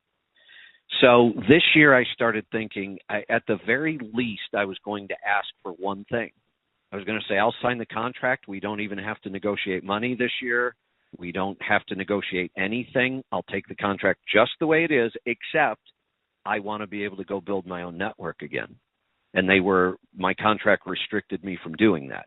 And honestly, if they would have said no, then I might have said, well, okay, that's a non-starter for me. I'm going to go do my own thing. But it happened anyway, so a lot of times I just believe things happen for a reason, and it was probably time for us to just go do our own thing. Yeah, and you have, like you've been saying for the 3 years I've listened to you, you started your own business, you had a gym, you have this, you had that. You're just a go-getter, and you're a lot like me in a way. We're going to get kicked in the curb, but you know what? We're going to get right back up because we are not staying there. And Aaron and I were talking about this last night. Aaron's the same way. That honestly, I get to the point, and I was kind of there with the show and Sirius, and it was just comfortable. It was just easy. I just show up every day. I read all the time anyway, so I always have something to talk about. But I wasn't feeling all that challenged. And I kept saying, well, challenge yourself, dig in, find something new, and it just wasn't really happening. The minute I got cut, my sleep went to 4 hours a night, and I'm working 20 hours a day, and I'm loving every minute of it. I was going to say, I bet you feel a whole lot better. I'm loving every minute of it. I feel challenged. Now, it's hard work. I'm tired, but I am happier than I've been in a long time. My sleep is finally getting better, so I have to believe that there was a stress factor in the background there.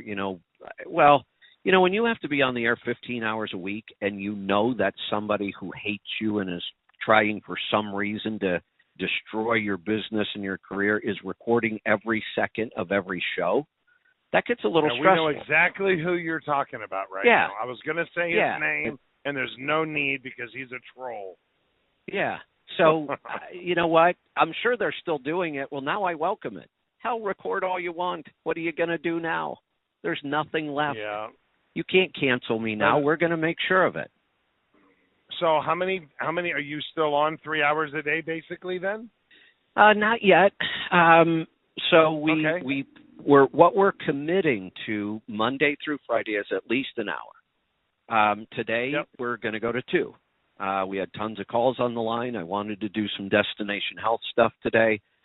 Going forward, here's kind of the model we're looking at right now. It will turn into just 1 hour a day, Monday through Friday, same time slot we've always been in. It will be a free-for-all all 5 days. No themes, no guests. I will only do enough of an open just until a call comes in. This show is all about the callers, and this show will always be free. The 1 hour a day will always be free, and we will stream it everywhere that'll take us. Like where TNC Radio picked us up, we'll be hitting, Spotify, Spreaker, all the big, Apple, Google, all the podcast platforms. We'll put this show out everywhere where we can get it, and it will always be free. The rest of the stuff, Destination Health, the Power Hour, Rolling Toe, I'm going to start a political show called The Pit, Politics in Trucking. I have some other ideas for shows. We will start adding those. Pittsburgh Power will have the ability to do their own show and do it as many hours as they want. The same with Mike and Kevin Beckett. They want to do more hours. They want to do another day. They'll have that freedom. We'll set them up as hosts with their own show. We're looking for new hosts, new show ideas. The rest of it will be a subscription model. And it's going to be very inexpensive. It's going to be loaded with tons of value. But those shows will be paid, and then we will commit to 1 free hour of caller-driven Q&A every day, Monday through Friday.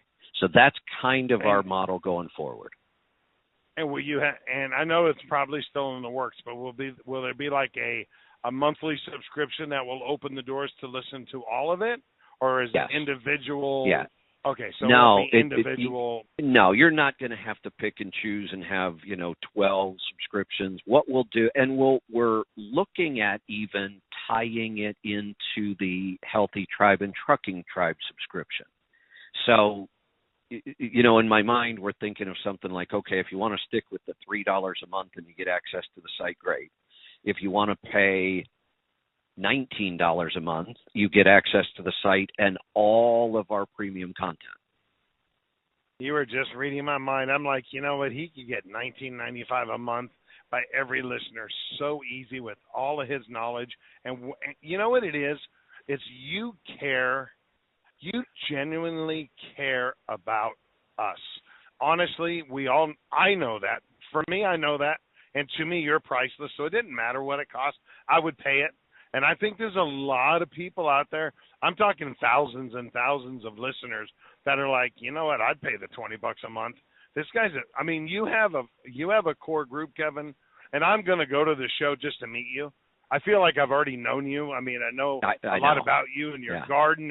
And we've talked a lot in depth on a lot of subjects. And, you and I have disagreed a couple of times, but you know what? Honestly, not very many. Like we have this crazy thought process. We think a lot alike, and we like to use our mouths for good reasons. Yeah. And some people don't like it, but you know what? That's the truth, and you don't have to like it because I'm not here to please you. I'm here to say what I feel is the truth, and there is going to be people that will benefit from that.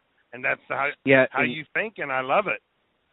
And we really do believe between the two websites, which are great ways to communicate, answer questions, post all kinds of educational stuff, and like you mentioned, the team we've surrounded ourselves with, Pittsburgh Power, companies like that. When I went to Bruce and said, hey, Bruce, we're going to set you up so you originate your own shows, you control it, you basically have unlimited time. I saw Bruce's eyes light up, and he started with ideas. Oh, we're going to get the engineers to record dyno runs and explain things, and we'll do a whole show on something like that. And then he's like, we'll do a show on this and that. And I'm like, Bruce, that's exactly what we want. You have so much to bring to these people, and now we're going to give you a platform to do it. Yeah, this was a blessing in disguise. And I know you have a lot of people on hold, so I want to part with this. I'm glad I found you again. I knew eventually something would come across my email or my phone. Whatever it is per month, count me in because I'll be one. My sister is down 85 pounds in less than 9 months because she started eating right. She's off her metformin. She's doing great because of you and what you've suggested. Her doctor is amazed at her progress. And she's like, well, you need to listen to Kevin Rutherford. And her doctor laughs. She goes, who's that? It was some great stuff. She's like a gynecologist in Oklahoma. An ex-truck driver who I heard on the radio. Yeah, people just, that'll get them. It's crazy. But I'm so proud of you. I'm proud of your team. I'm proud of everybody there. Godspeed. I'm so thankful for you. And I just think you're going to just keep I don't think there's a limit to your growth, and I'm very blessed to know you, call you my friend, even though we've never met, and you can count me in every day because I'll be right here. Well, I appreciate it. I can't tell you how much that means to us and the team, and I am looking forward to meet you at the truck show, so you better find me. Let's see. We've got time. Let's go to BC this time. Murray, welcome to the program. Hey, good day, Kevin. How's it going? Going good. What can I help you with today? All right. 3 quick ones. The Pittsburgh tune that you had on your truck, was it the factory upgrade or was it the performance tune with the manifold and turbo? Are we talking about the tune I just did on the coach or when I used to tune my trucks with them? No, when you used to tune your 60 series. I never actually did the manifold on any of my 60. I should have, but I never did. I never got to it. It was just the tune alone, and I just loved that tune they had. Yeah. Okay. And they have 2 now. They have what they call the factory upgrade, and then they have the performance tune. The performance tune sort of. I recommend doing that unless you do the manifold and turbo. Yeah, they may have changed the name but I'm pretty positive I did have the performance tune. And one of the things I noticed about it was you kind of had to pay attention to how you drove and shift again, because when I just jumped in it and kind of ran through the gears really hard to see what it would do, you could roll a lot of smoke with that tune.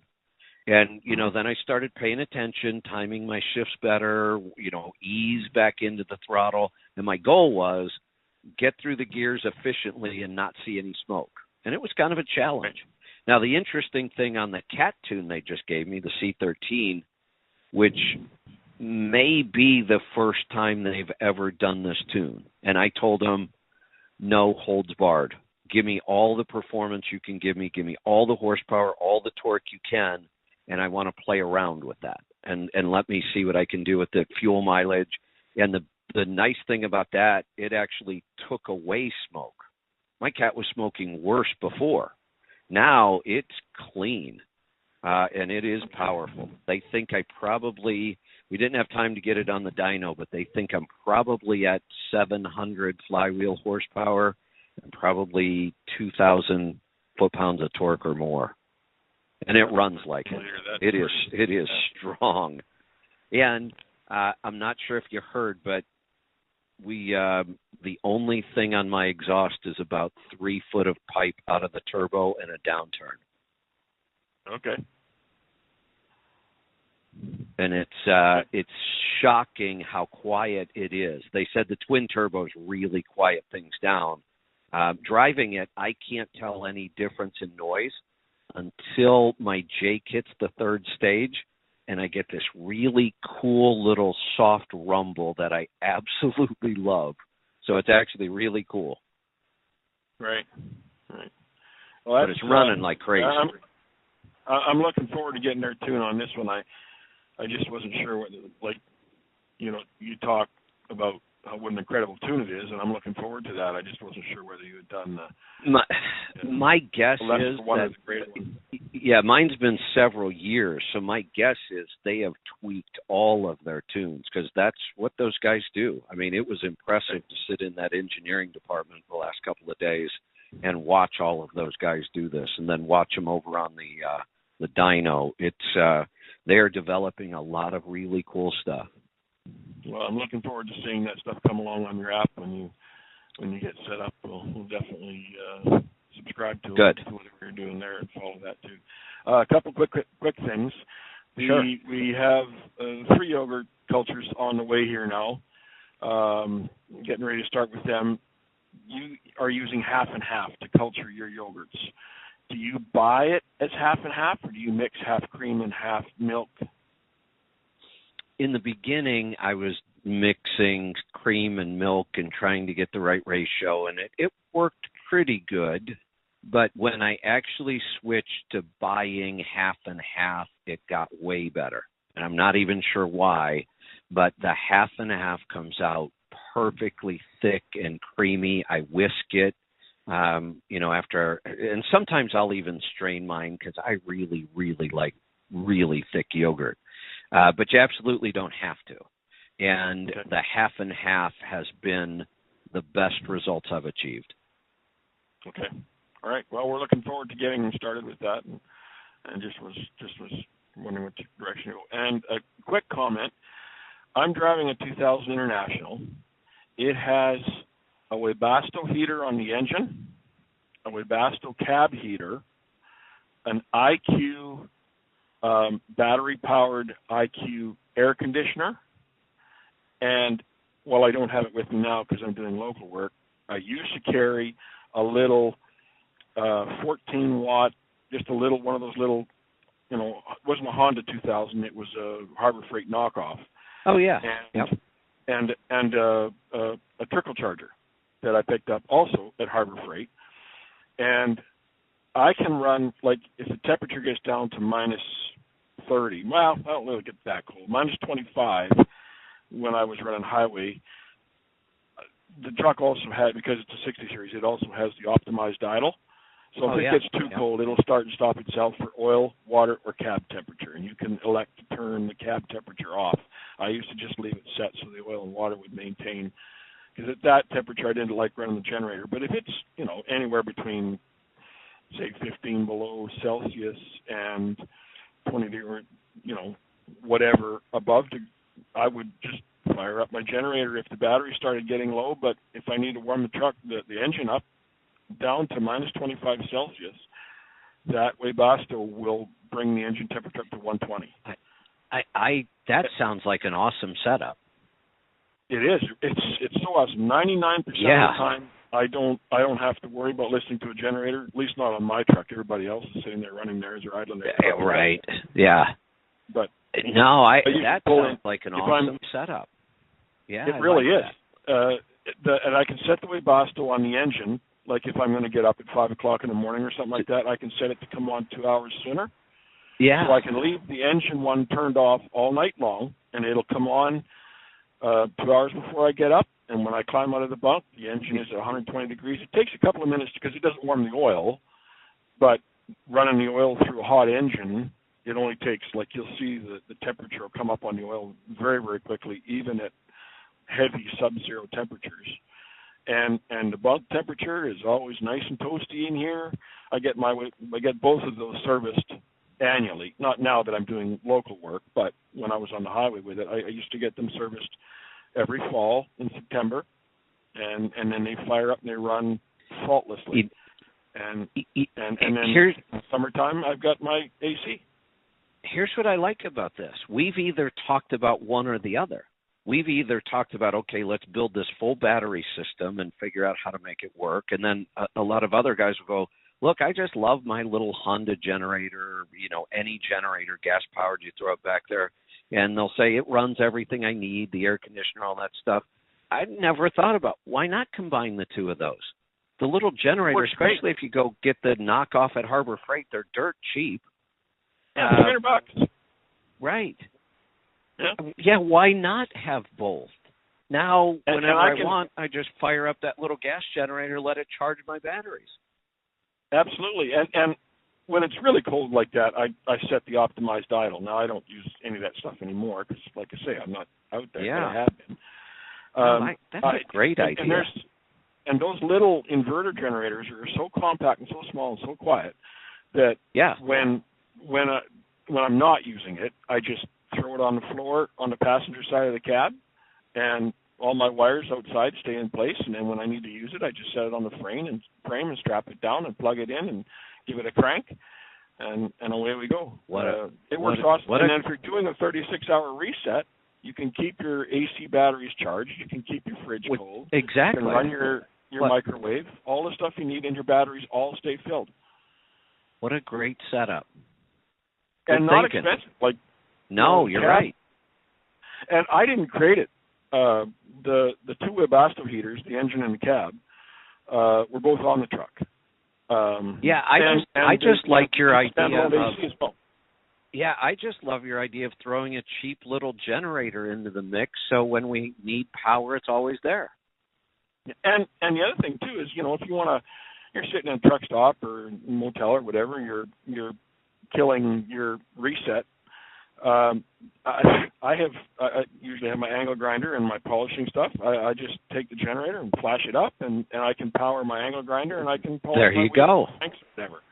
And there you go. Power whatever you want to run. Great setup. It works great. It's an awesome system. Especially on this one with the optimized idle. But right, I'll let you go. You got lots of callers. Love it. Great stuff. Let's go to, where are we going? Illinois.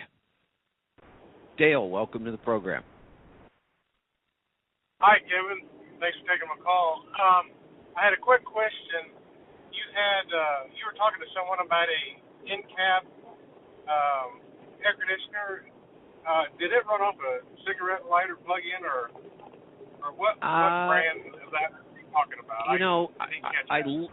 I actually looked at a couple of them about a year ago, and I'm going to go to the website of the one that I liked the most, because I have a feeling they've probably already either brought out a new model or changed things. The company that I was kind of impressed with, and I tested some of their stuff, is called Zero Breeze.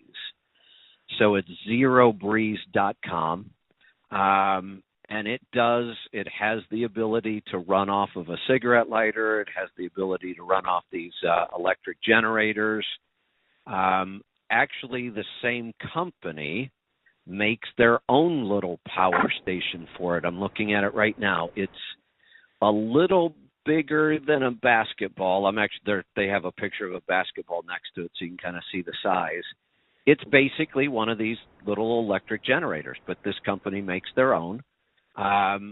For how small it is, they're claiming a 2,500 watt-hour capacity. That's pretty darn good. 12 to 75 volt ultra-wide voltage charging, 1,250 watts through solar if you wanted, or through the adapter, and it goes all the way up to 2,200 watt output. That's their little charging station to run their air conditioners. But their Zero Breeze air conditioner is the one I was looking at. Okay, great. I couldn't remember that name. And then I wanted to talk to you a little bit about my health, give you an update on that. I had talked to you 2-3 different times. I had gotten my gallbladder out, and I was having some stomach issues, and I had talked to Lauren. And the last thing that you had told me is if you're not 100% committed into doing it and putting it into work, don't even bother trying it or doing it.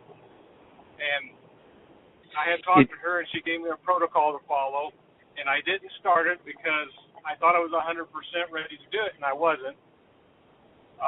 And then I got hurt, and I just now came back to work about a month ago, and I started following everything that you had told me, everything that her and I had discussed, and I have cut out grains completely. Everything. Good. Sugars, sodas, and I'm just telling you, if people, you already know this, but if people are skeptical about this, it works. I have not felt as good, like, you know, I can't remember the last time I felt this good. I know. And Dale, I want to go back to something because I'm glad you said it the way you said it in the beginning. And I'm sure a lot of people, when they hear me say that, probably disagree with me. They probably think, oh, why is he so strict? So what if I only start halfway? Is that better than nothing? And my answer is no. And I'll tell you why. Because I know you won't get the kind of results we want people to get if you go halfway. I've even said you can cut out 80 to 90% of your grains, and you might not get many results at all. And here's what happens in people's mind. They've tried the low-fat thing. They've tried Jenny Craig. They've tried Nutrisystem. They've tried their doctor. Their health keeps deteriorating. Nothing seems to work. If they half-ass my way, it won't work either. And then they're going to say, oh, look, it didn't work at all. So I tell them, you're right, it won't work at all. You can't half-ass this. You can't go halfway. You can't go 80% of the way. But if you go 100% of the way in the beginning, you will be blown away by the results. And then at some point, you can ease off a little bit if you want, although most people, once they experience life without grains, they'll never go back. Oh, my gosh, that's exactly right. I'm down 25 pounds in this month's time. Wow. I can't That's believe awesome. the result. Well, whenever I ate junk, I mean, it's kind of really no surprise. You cut back the sugars, the grains, you know. Yeah. The results I'm getting is unbelievable, and I can't believe I allowed myself to feel this way as long as I did and to live that way. That's crazy to me to think how I feel now versus then, why I even accepted that, but I did. I know. And I just say thank you. Well, you're welcome. To what you say, and it's easier than I thought it would be honest with you. Once I did it and stuck with it, it's easier. Truly, it's easier than what you think. Here's the other thing that I want people to know. There are two big reasons why it's so exciting to make this change. We always talk about the health part of it, and that's incredible. People feel like better than they did in their 20s. I say that all the time. But here's the other thing. When you eat this way, you should never, ever be hungry. I don't care if you have 300 pounds to lose. You should never be hungry. If you're hungry, eat. That's it. And people go, well, that's not a diet, is it? Yeah, it's absolutely a diet. It's a diet you can do the rest of your life because you don't have to be hungry. That's what makes us crazy about diets. They always want you to starve yourself. Well, that's miserable. Then the next thing that people start to realize is when you think of the typical low-fat diet, does any of that food taste good? That stuff all sucks. It's awful. It's not satisfying. It doesn't taste good. We try to tell ourselves it does. But the food you get to eat now, who doesn't love baby back ribs and bacon and eggs and cheese and vegetables loaded with butter and, Parmesan if we want? And those foods are really, really satisfying. Yes, absolutely. And just like you've said before, I primarily I've been eating chicken and fish and eggs and meat, pretty much everything you've listed. And it's worked for me, and I can't thank you enough. It's just unbelievable the results I'm getting and how much better I feel. I seem like I'm in a better mindset, better sleep, just overall. Yep. Dale, great stuff. Call back. I do want to get to one more call, and then we're going to have to wrap this up for the day. So we are going to head off this time to, right here in Ohio. Dwayne, welcome to the program. Hey, how's it going? Good. I'm calling about my wife now. I've been on I went keto pretty strong. I'm off of grains totally. I will cheat once in a while. If it's very lightly breaded at a restaurant or something, I will. Otherwise, I just won't take it. But that don't happen too often. But she has had a stroke, and she's been watching my results like that. And she said, it basically is, I'm the husband. What do I know? And some guy on the radio. But yeah, that crazy but I think you listen to on the radio. Yeah, that's it. I said, but look here. I said, I got no more joint pain or nothing. I was keto, but I'm going to say it's paleo now because I'm watching my carbs, but I ain't cut them out. Good. So my biggest downfall is potatoes at breakfast. But, hey, you know what? Anyway. I like potatoes. I grow potatoes. And once you get your metabolism healthy enough, potatoes aren't a problem. Yeah, well, that's about the only time I have, unless I have a piece of steak or something like that, But no big deal. Yeah, I also kind of like this too because I'm not in a hurry to go and get it done before a break, So exactly. Anyway, my wife's had a stroke and she's got the blockage in her artery, 60% or something like that. And anyway, I guess it's cholesterol is what's going on with it. I suppose I don't know. But she is now, being she's, seen the light, I guess, wanting to see more about getting on whatever I'll call it diet that she needs, like that. Now, she has been cutting down on grains, but like you said, she don't do it 100%. I said, well, 100% ain't nothing. It's not nothing. You ain't doing it. But she's ready to do, I think she's ready to do everything it is. So I just need to know where to get started at. Got it. So give me a little history. And also... Oh, go ahead. Okay. All right. She's diabetic. She's taken So go ahead. Well, here's what I was about to say. Without knowing her history, when you said she had a stroke, I was about to say I'm positive she's either diabetic or she's either diagnosed diabetic or she's diabetic and just hasn't been diagnosed yet. So I already knew that's what you're dealing with. So here's the way the whole thing with diabetes, blood sugar, and weight. If you want the fastest results you can really get, then you eat carnivore, just animal products, meat, fish, eggs, and dairy. You will get the fastest results in all areas. Your joint pain will go away faster. Your weight will drop faster. Your blood sugar will normalize faster. So all I want to inform people of is if you want the best, fastest results, that's the way you would do it. If you say, look, I can't just eat animal products 7 days a week, there's just no way. That's okay. Yeah. Then let's start adding good vegetables in and add all the vegetables you want. There's just, eat as many as you want.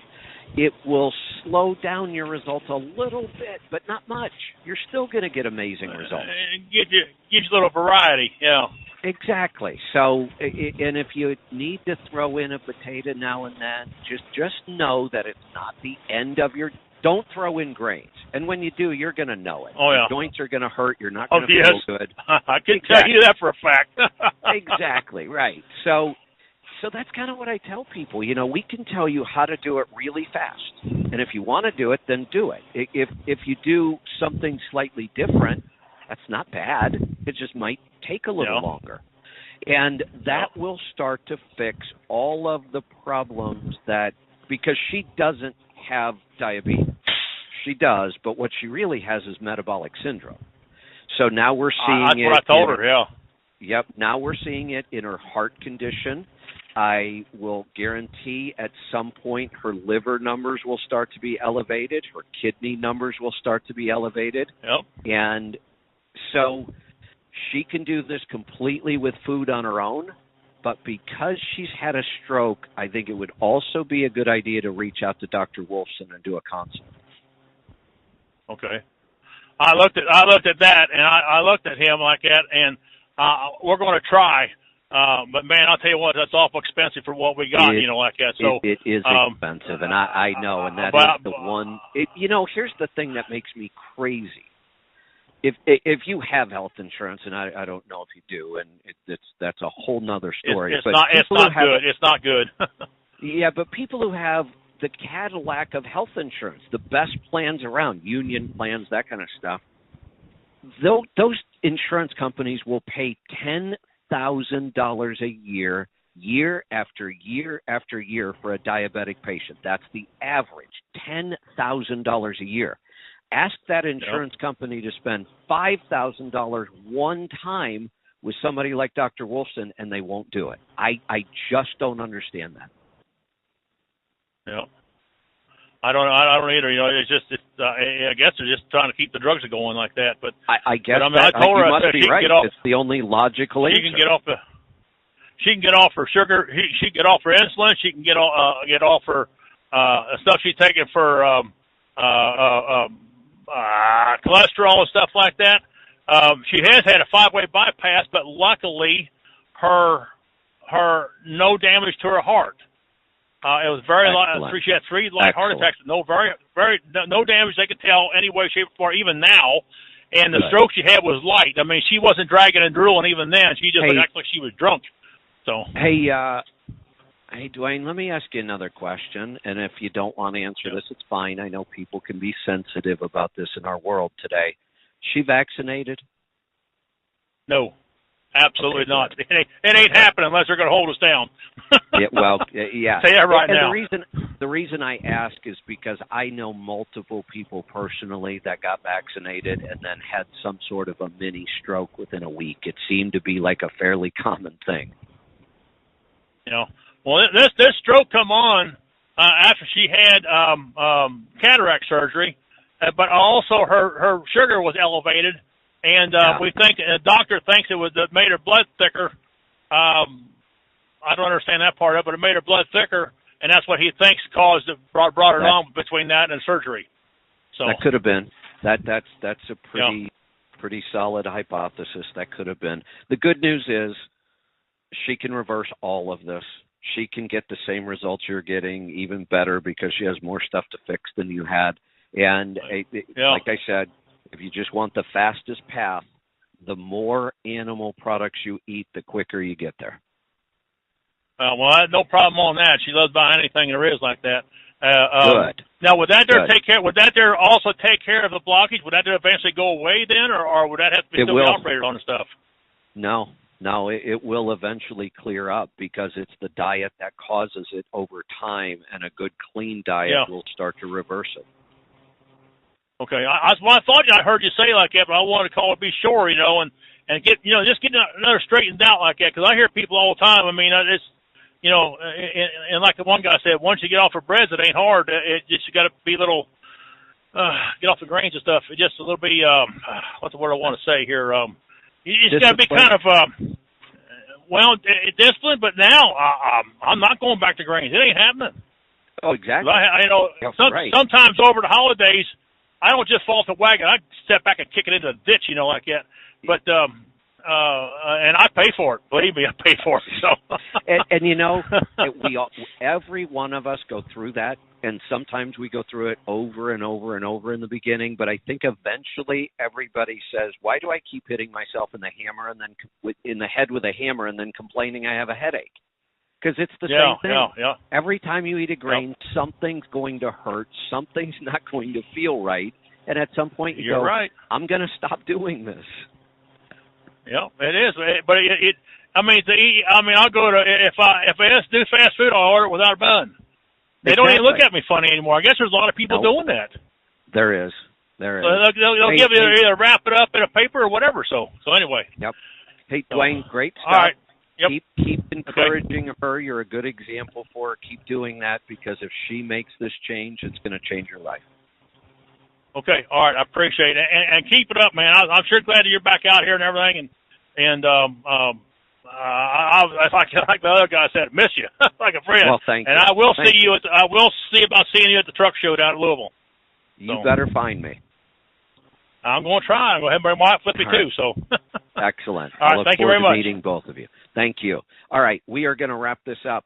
I do like the fact that I can go a little long if I need to, because I have a call. I like that a lot. So we're done for today. We will see you back here tomorrow for a free-for-all. Be safe. Be profitable. Be fit and healthy. Always do the hard work and master the journey. I'm Kevin Rutherford.